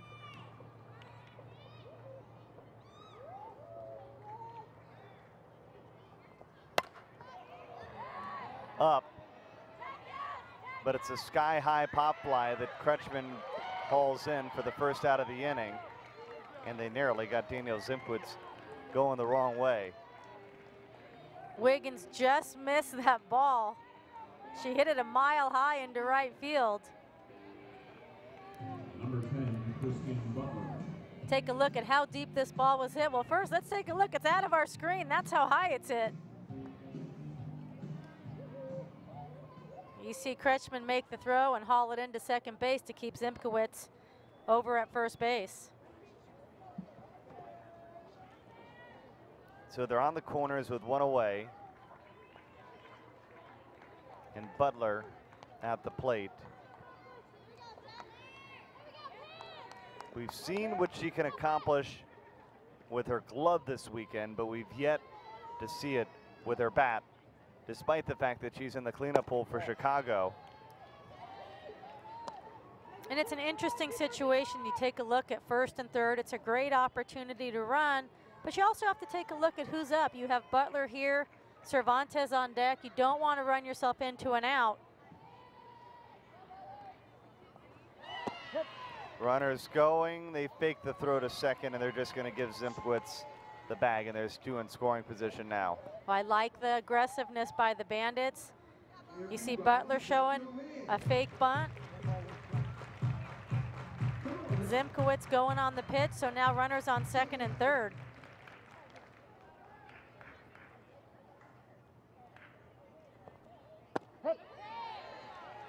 At the knees for a called strike, and it's 1-2.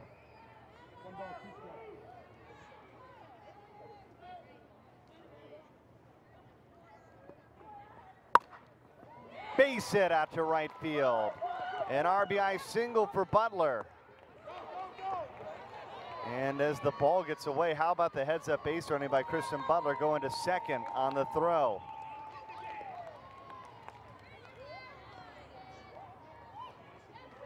Allard makes it 3-0 after the RBI single by Kristen Butler. Well, I like Butler here on this outside pitch. Just goes with it, doesn't try to do too much. Easily scores one run. Moves Zimkowitz to third, and she hustles over to second base on the throw home. That gets away from Sandberg. And Brittany Cervantes is hit by pitch, and she'll go to first, and that'll load the bases. And that might be it for Blair Luna.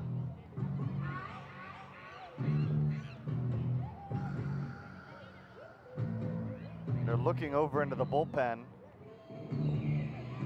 I'm assuming, to see if the Pride staff is ready.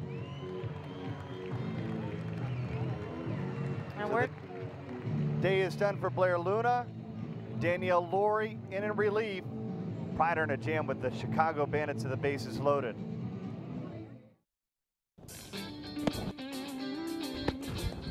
I dream. I dream. I dream NPF. I dream NPF. I dream NPF. I play USSSA. I play USSSA. I play USSSA. I play USSSA. Come join all of us. Dream NPF, play USSSA.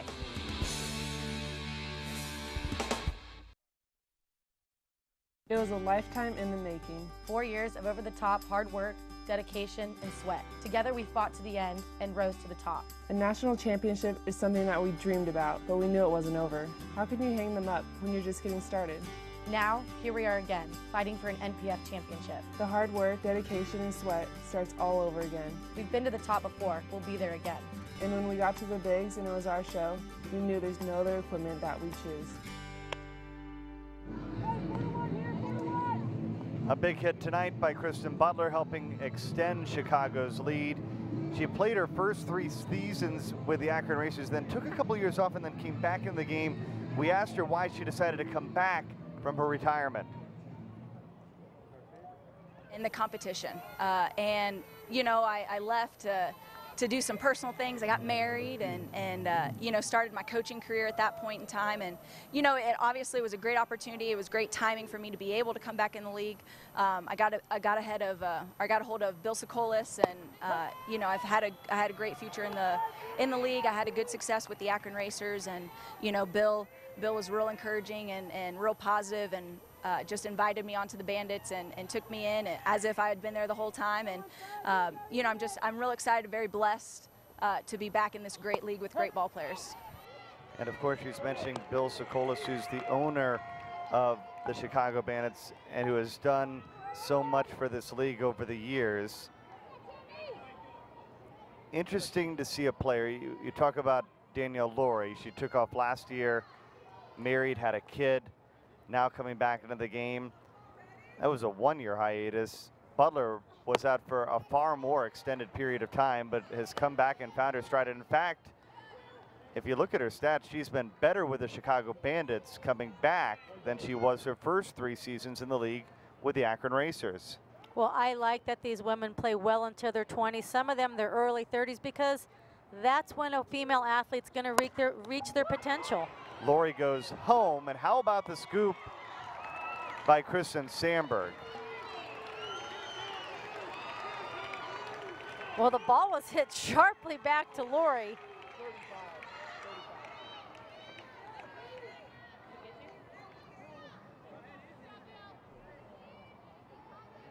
The ball's hit back sharply, and I think she throws it back about as hard as it was hit to her. And Sandberg makes a great job just being able to keep the ball in front of her. And so Tammy Williams is aboard on the fielder's choice, but the Bandits still have the bases loaded.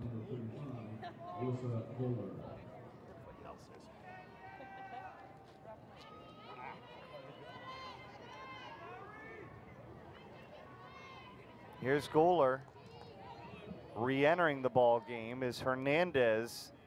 Got the plate appearance in the spot last. Of course, in the NPF, as you can in fast pitch softball, if you are a starter, you can leave the ball game and re-enter 1 time.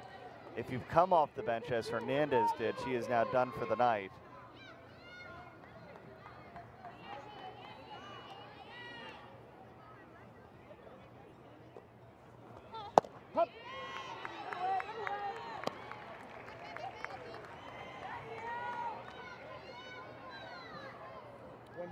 One and one.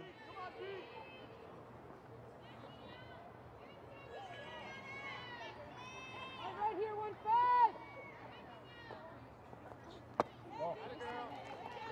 There you see Laurie changing speeds. Goler doing a nice job holding up. She was caught on that pitch her last time up. Come on, 1-5, here we go.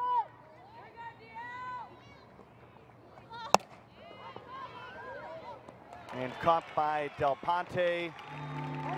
The Bandits tack on 1, but they strand the maximum. They're up by 3 as they look to even the series at 2 games apiece.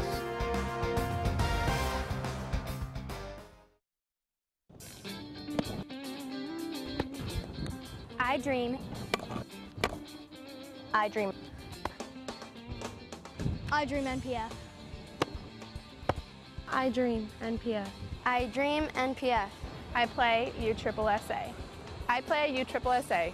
I play USSSA. I play USSSA. Come join all of us. Dream NPF, play USSSA.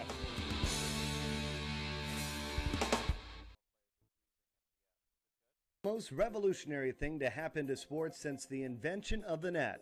BoNet. Play anywhere, play now. With over 45 styles to choose from in all sports, BoNet is durable, portable, and simple. It sets up in just 60 seconds. See how BoNet's revolutionary patent design has made it the fastest growing supplier of sports nets in the industry. Visit bonet.net to see the complete lineup.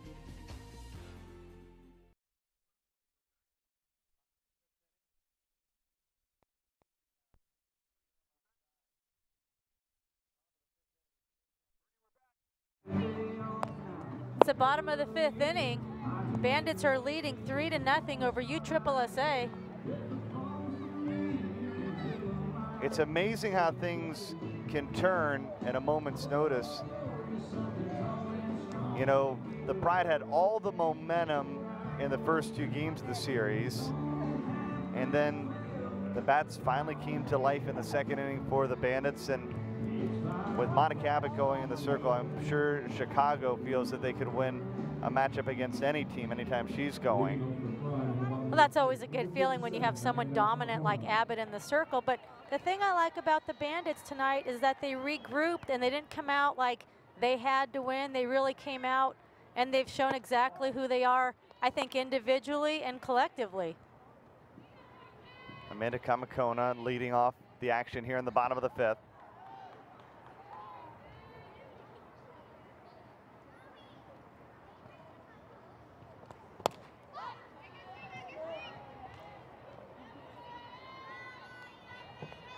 Ball and a strike. I think one of the things we've seen with the Bandits is from last night, they had quality at bats against Kat Osterman, but Kat, you know, Kat worked her way and she got her strikeouts and they got the win, but they did have quality at bats, and I think those quality at bats have transferred over into today's games. 2-1.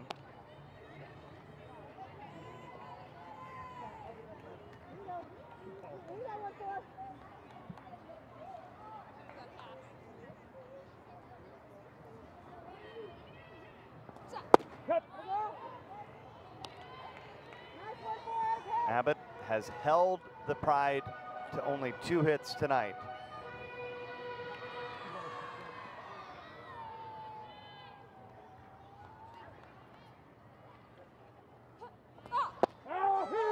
Called strike 3. She gets the outside corner. There's big corners on the plate tonight.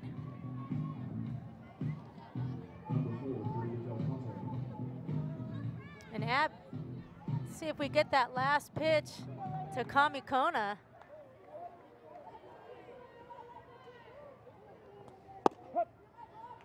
Well, it is a doubleheader.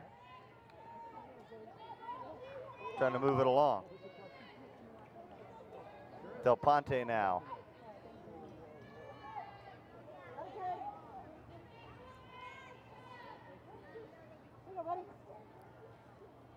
Del Ponte struck out in her first plate appearance.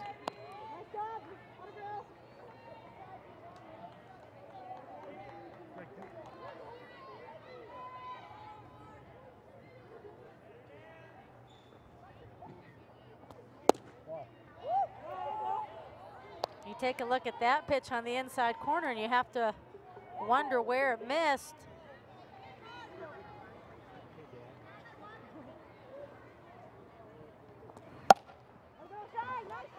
Coyle, and she's starting to get a knack for third base.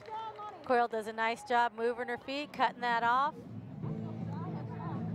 showing her athleticism over at third base. Number 29, Natasha Wadley.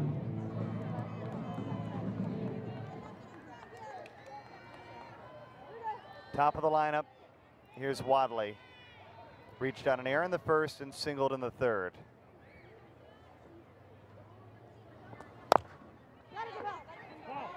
That one does roll foul.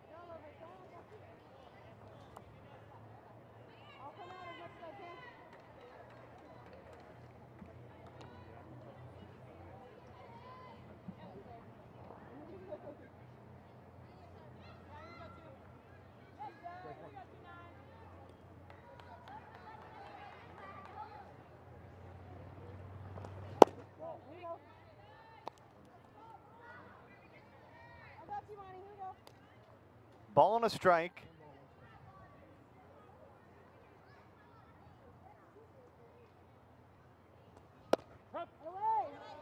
Outside corner again. And we talked about it, the bigger the umpire zone, the less offense you'll see.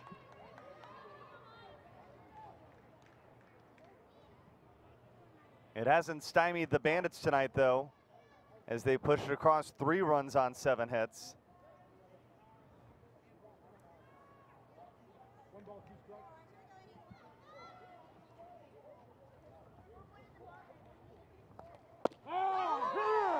And Watley is down on strikes, and that retires the side.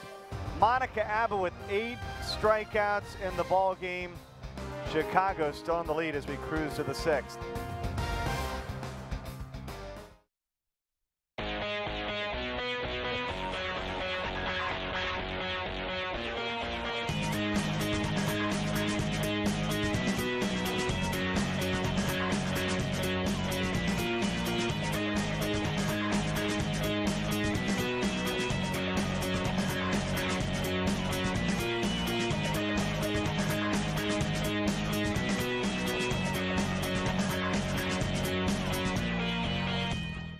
This is our turf. Day in, day out, we show up. We are here to make an impact, to leave an undeniable mark on the game. We are power. We are performance. We are determined. Together, we are the CF7.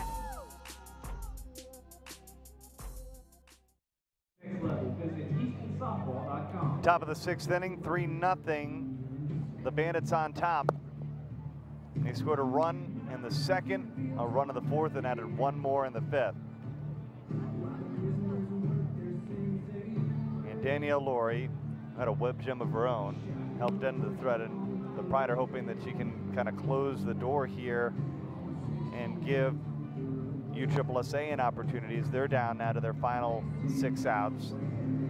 Well, Lori did a nice job coming in the first game and getting the Pride out of a tough jam, and she did the same thing in the previous inning, and now we'll see if she can hold the Bandits offensively, who have been able to string together a few rallies here in the 2nd game tonight. On the top of the 6th, number 17, Castillo. Kaylin Castillo, Cheyenne Coyle, and Emily Allard in that order.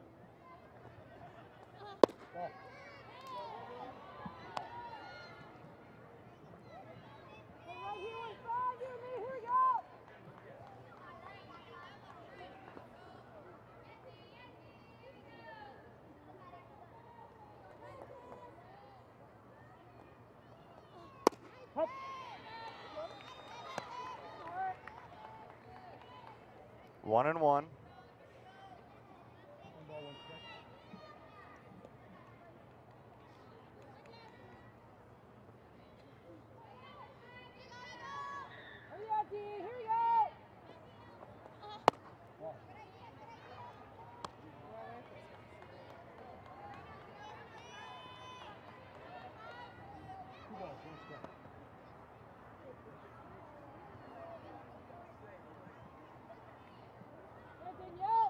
One and one.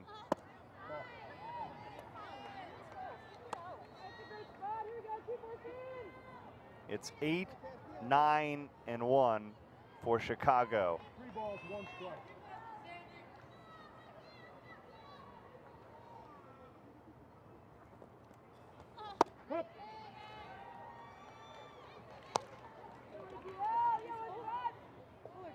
Full count, 3 balls, 2 strikes.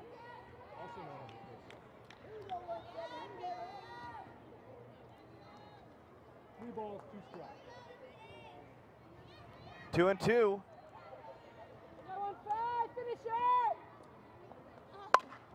And a rocket, but Del Ponte is on it. A line out for out number 1.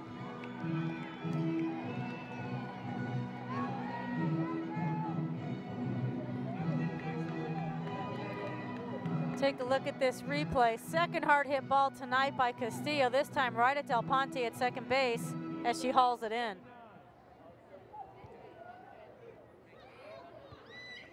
Pinch hitter for the Bandits, number 18, Kristen Verdun. And now Kristen Verdun is going to come in and pinch hit for Cheyenne Coyle. Burden out of DePaul University.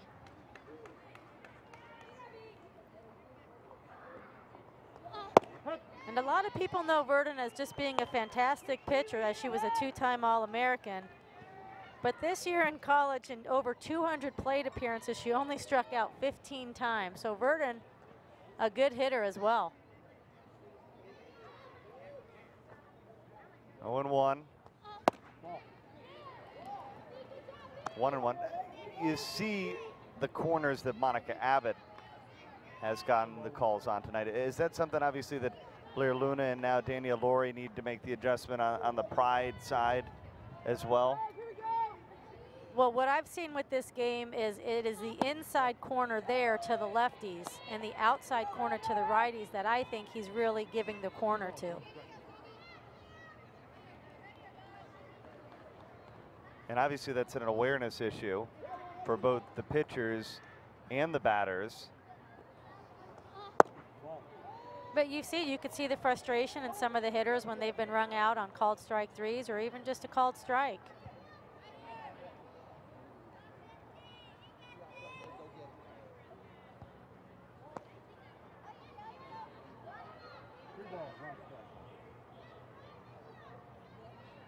Three and one.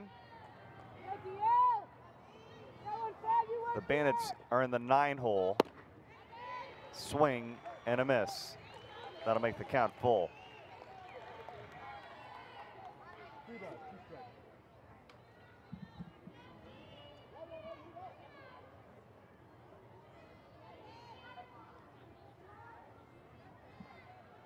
The payoff pitch coming from Laurie. Got her swinging. A great job by Laurie coming back and recording that strikeout.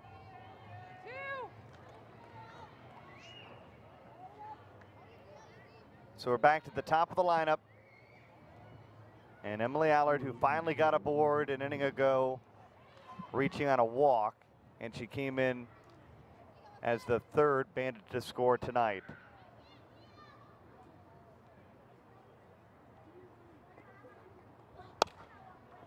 Base hit, and that ends another opportunity that the Pride have had tonight to get a 1-2-3 inning. There just hasn't been any quick innings, and we showed a graphic earlier. 5 hits in game number 1 for Chicago, only 2 hits in game number 2, but the bats have come to life.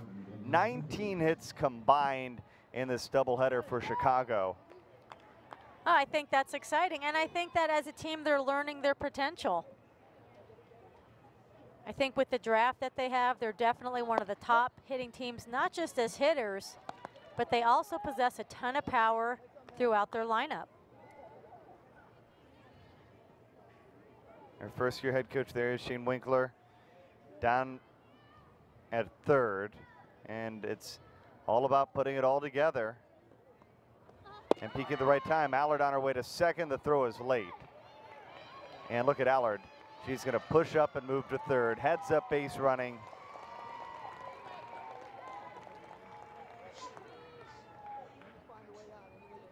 And that'll go as a stolen base and an error on Kristen Sandberg. Allard just real heads up, gets a great jump on the steal, sees the ball trickle away at second base, and without any hesitation takes third. So Zimkwitz now has an opportunity to make it 4-0 Chicago. Right here, DL, right here. Two-way, D, two-way.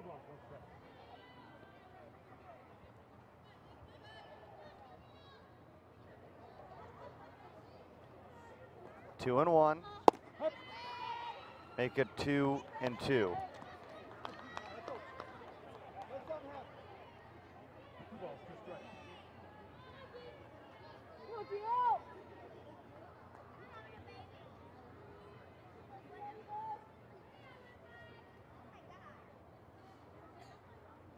Zimkwitz a singler last time up.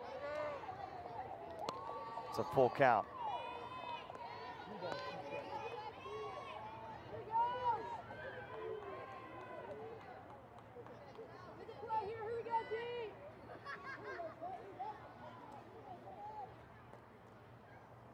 Here's the payoff pitch. Down on strikes. Inning over. Chicago strands a runner. but they lead by 3 as we head to the bottom of the 6th. Danielle Laurie getting the big called strike 3 to retire the side.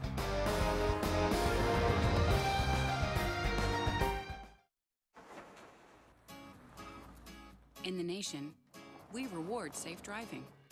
Add vanishing deductible from Nationwide Insurance and get $100 off every year of safe driving, which means you could save a lot of Benjamins.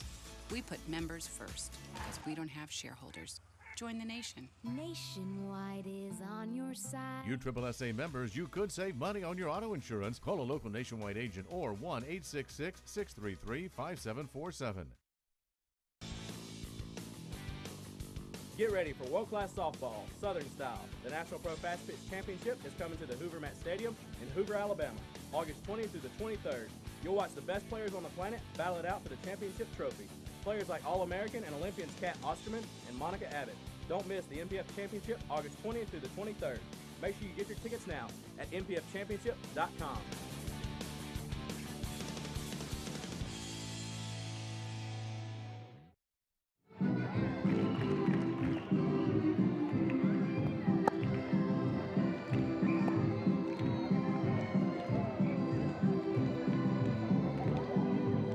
Well, they're having fun here at the Dell Diamond. Pride 8 games in the Lone Star State, and they were cruising for the first 6 of them. A lot of offense against the Akron Racers up at Dallas and Big League Dreams, and they took the first 2 from the Chicago Bandits, but momentum shifted in the first game of the doubleheader. Brittany Cervantes with a 2-run home run in the top of the 7th helped lead Chicago to get the win. And behind the arm of Monica Abbott, they have continued their strength here in the bottom of the 6th. Low grounds it to Tammy Williams, 1 away.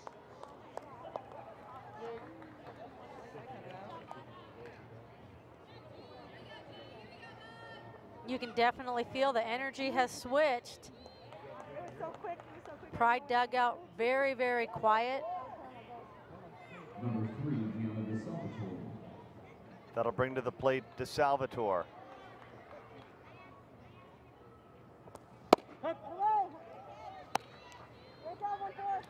Gianna DeSalvatore looking for her first hit tonight. Natasha Wadley has a hit for the Pride, as well as Kristen Sandberg. Those are the only 2 with a base hit. And that probably would be scored in air, I would assume, on Danielle Zimkowitz. Well, the ball's hit sharply by DeSalvatore. Zimkowitz did a great job getting in front, bobbled it again, and that's how DeSalvatore beat it out. Here we go. Number 44, Madison Shipman. So officially that scored E4. And here's Madison Shipman with another battle. I guess you'd say they'd split. A strikeout for Abbott the first time they faced one another. A walk for Shipman in plate appearance number 2. And we'll see who wins this 3rd battle. The Pride have 5 outs remaining.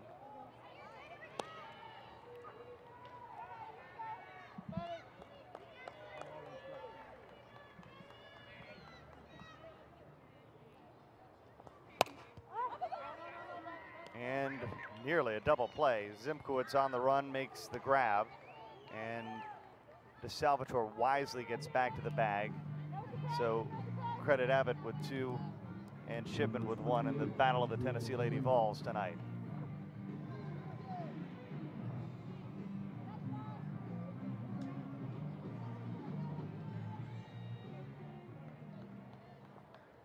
Andrew Duran now.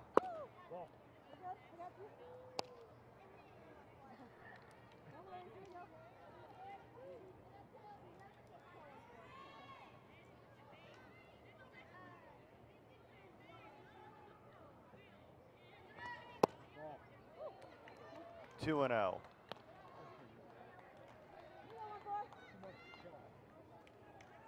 Talk about Shipman's moved up in the lineup. Duran also has bumped up several spots since the beginning of the year because of her consistency.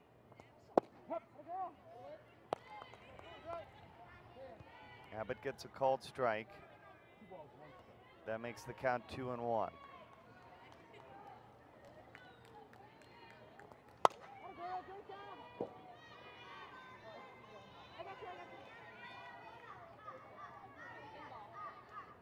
Monica Abbott has 8 strikeouts tonight. Her counterpart last night, similar win, as Kat Osterman won with a 2-hitter, recording 11 strikeouts. Still time to make up that margin, though. This one fouled into the stands. It's 2-2. Duran having a quality at bat. You can see fouling him away, but what I like about Duran is she's swinging at pitches in the zone. So she's definitely seeing the ball well.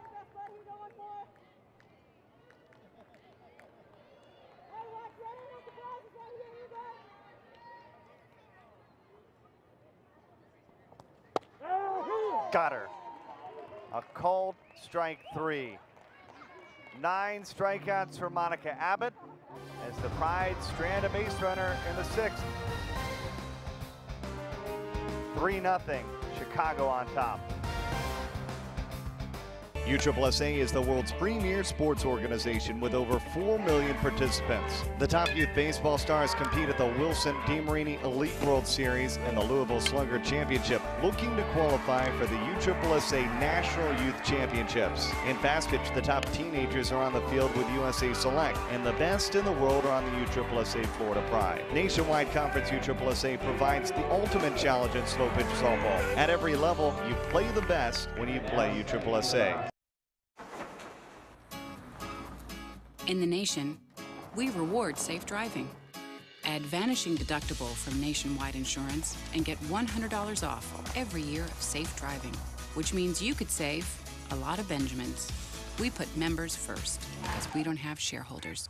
Join the nation. Nationwide is on your side. USSSA members, you could save money on your auto insurance. Call a local Nationwide agent or 1-866-633-5747.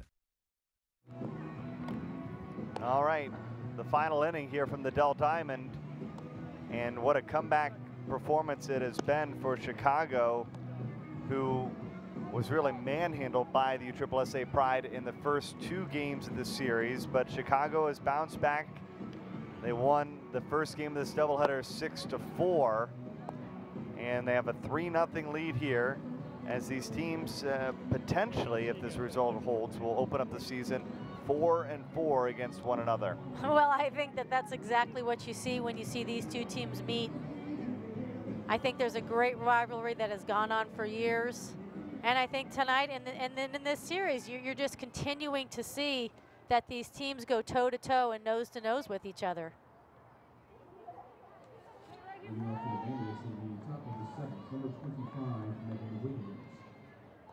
By the way, it'll be Sandberg, Crutchman, and Kamakona due up for the Pride in the 7th, trying to chase 3.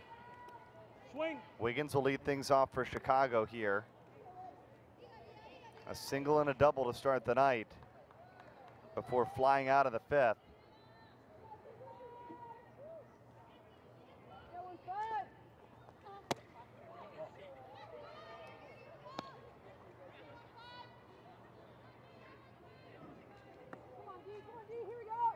Monica Abbott will have a chance for double-digit strikeouts in the bottom of the 7th. She's got 9 so far in this ball game.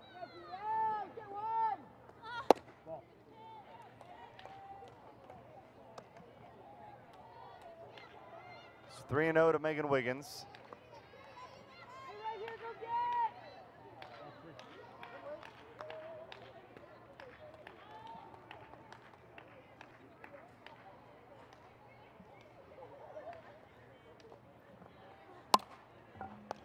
Lined to DeSalvatore, 1 away.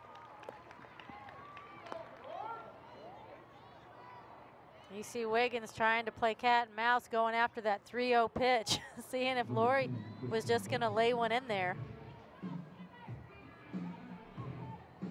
Let's take a look at this pitch. She's just a little bit out in front. She hit it sharply, but she didn't get all of it as she hits it right to DeSalvatore at 1. Kristen Butler now.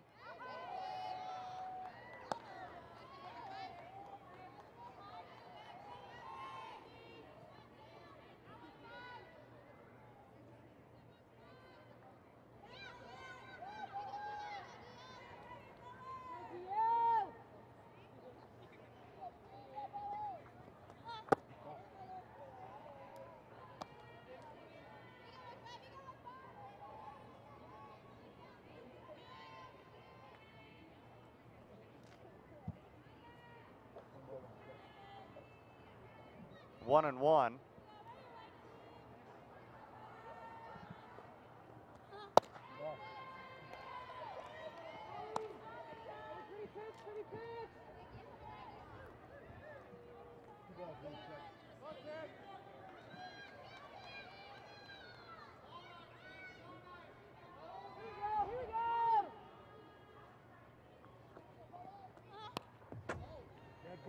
Well, that goes as a strike. Had she not swung, she would have taken first. Lori coming with that inside pitch. Take a look at this as it breaks inside.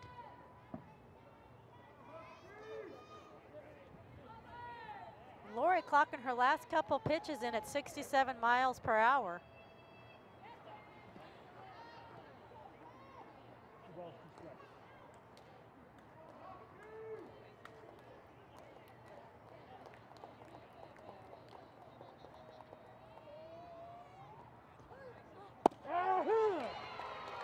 Got her 2 away.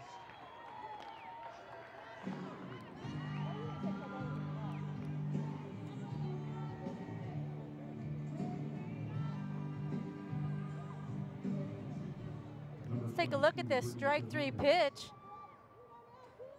to Butler. Lori going to the outside corner, and we'll say that that pitch is definitely on the outside part of the batter's box.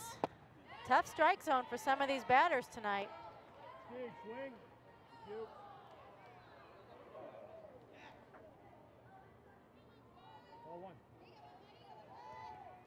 Cervantes 0 for 2 in this ball game, but a huge impact earlier in the first game of the doubleheader with the 2 home runs.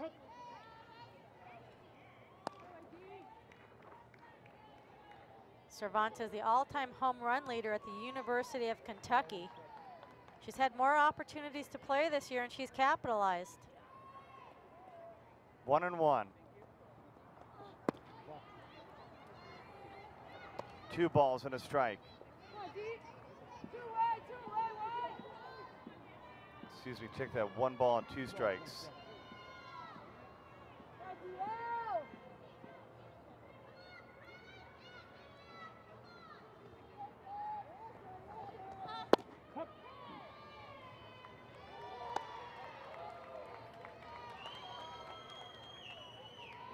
Lori not getting the inside call.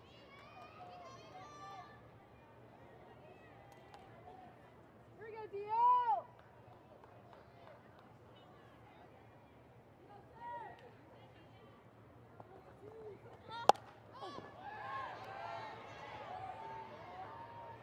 Lori doing a nice job of keeping it in on the hands of Cervantes. We've seen what Cervantes can do when she gets extended.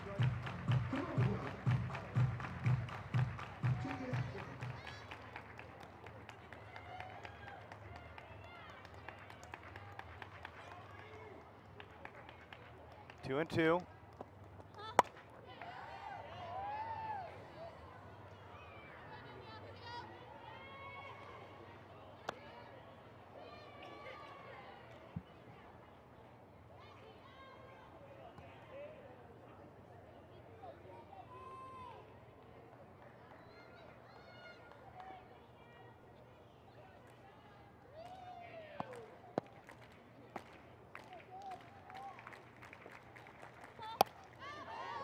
Foul back.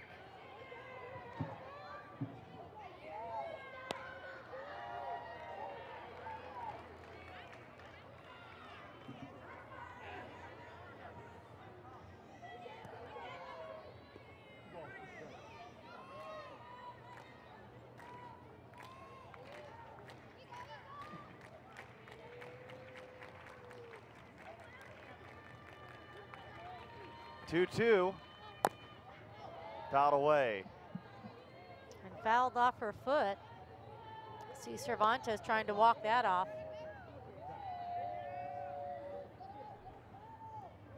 Take a look at this. Oh, right off the front of her ankle.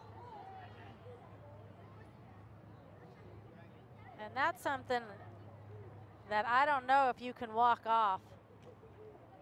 There is just nothing there on the front of your ankle but bone.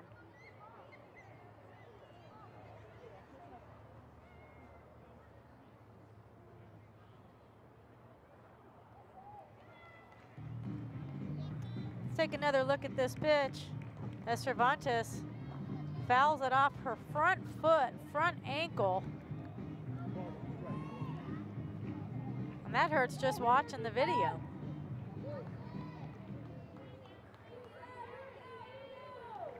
Two and two.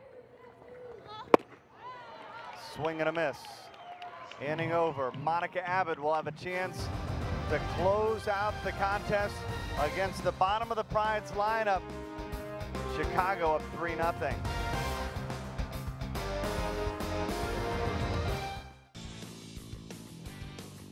Get ready for world-class softball, Southern style. The National Pro Fast Pitch Championship is coming to the Hoover Met Stadium in Hoover, Alabama, August 20th through the 23rd. You'll watch the best players on the planet battle it out for the championship trophy. Players like All-American and Olympians Kat Osterman and Monica Abbott. Don't miss the NPF Championship August 20th through the 23rd. Make sure you get your tickets now at npfchampionship.com.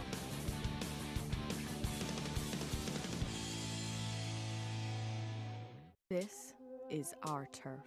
Day in, day out, we show up. We are here to make an impact, to leave an undeniable mark on the game. We are power. We are performance. We are determined. Together, we are the CF7.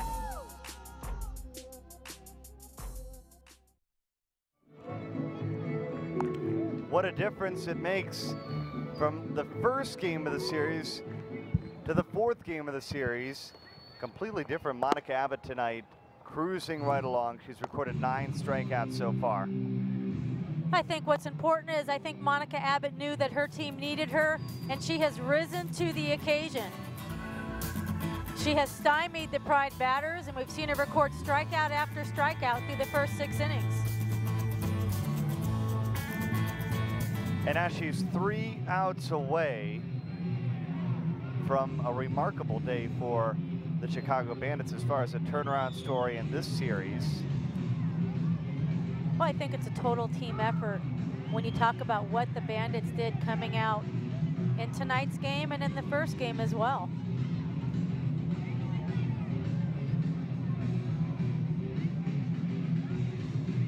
Leading off with a run in the bottom of the 7th, number 23, Kristen Sandberg.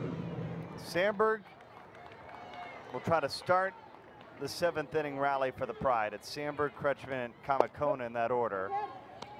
But Abbott's coming in and she's firing strikes.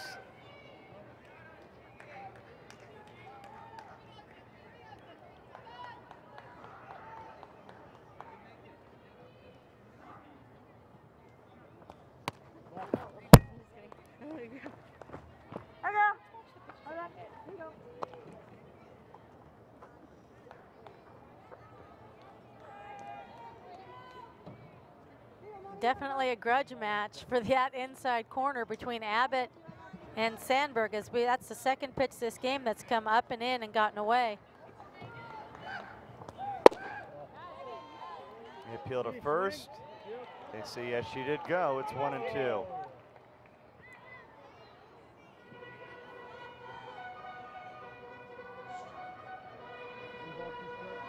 Let's take a look and see if this was a check swing. And if that barrel crosses the plate, and it looks like it did, it's a good call. Up the middle. That's the start the Pride were looking for here in the 7th. And Kristen Sandberg has a knack for hitting Monica Abbott. Not a lot of people do, but she has had a lot of success.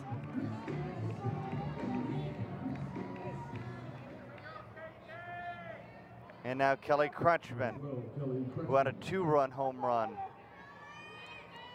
her last time up.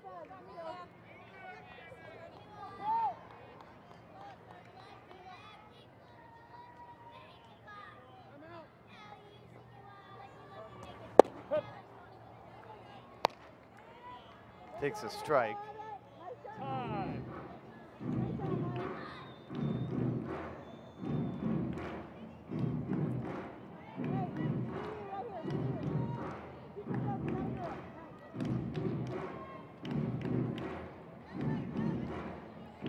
Jay Glasgow is going to go to his bench and bring in a pinch runner.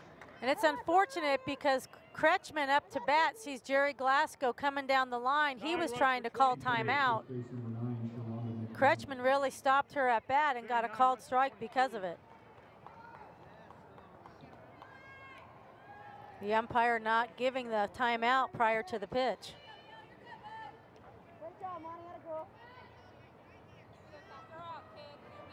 Upgraded speed on the base pass now with Sharonda McDonald. That was a laser into the stands. It's 0-2. Everybody clap your hands. Come on. Check it out.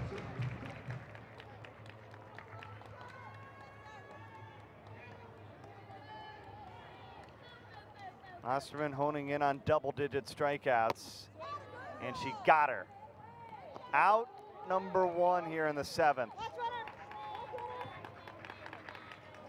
You see Kretschmann going back, obviously not happy with her at bat. That's just the competitor that she is as she chases the ball way out of the zone.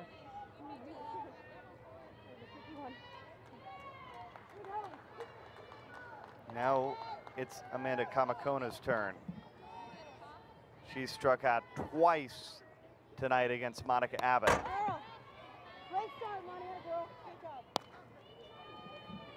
I think Sharonda McDonald thought at first that the ball didn't hit Kamakona's bat and she was going to try to take second. Kamakona, her average not successful, but when she's made contact, she's made an impact. But she's in danger of striking out for the 3rd time in this contest.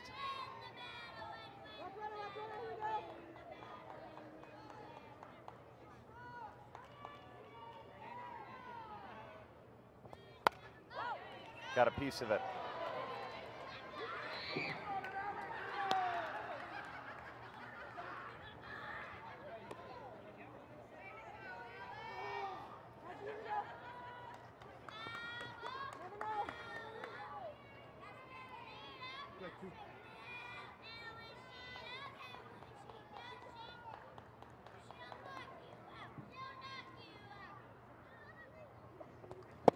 Got her swinging. Back-to-back strikeouts for Kat Osterman. She has 11 in the ball game. A big night so far for Monica Abbott, and now she is 1 out away from evening the series at a game apiece. Or excuse me, 2 games apiece, I should say. 14 bats for 4. Shane.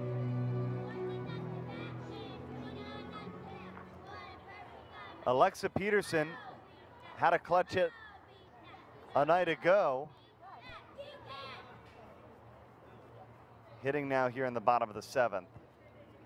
Peterson brings a lot of offense to the Pride as a rookie out of the University of Oregon, where in 2013 she was the regular season Pac-12 batting champion.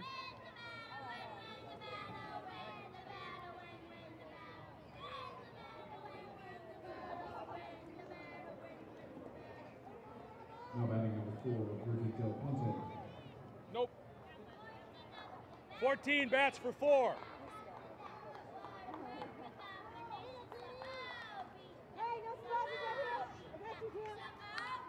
Correction, number 14, Alexa Peterson.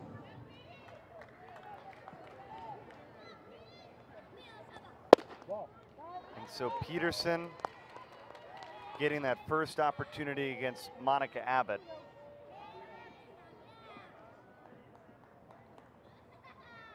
And a big moment because she needs to get aboard just to continue the rally. If she can get aboard, though, the Pride will be back at the top of their lineup. And certainly a lot of pop there with Wildly Low into Salvatore where they could make a move.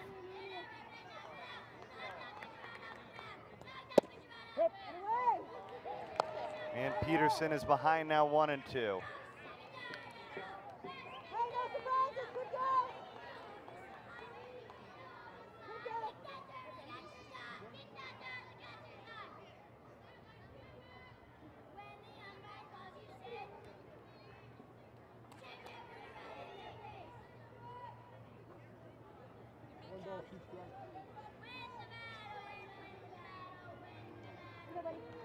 Abbott 1 strike away, and she got her.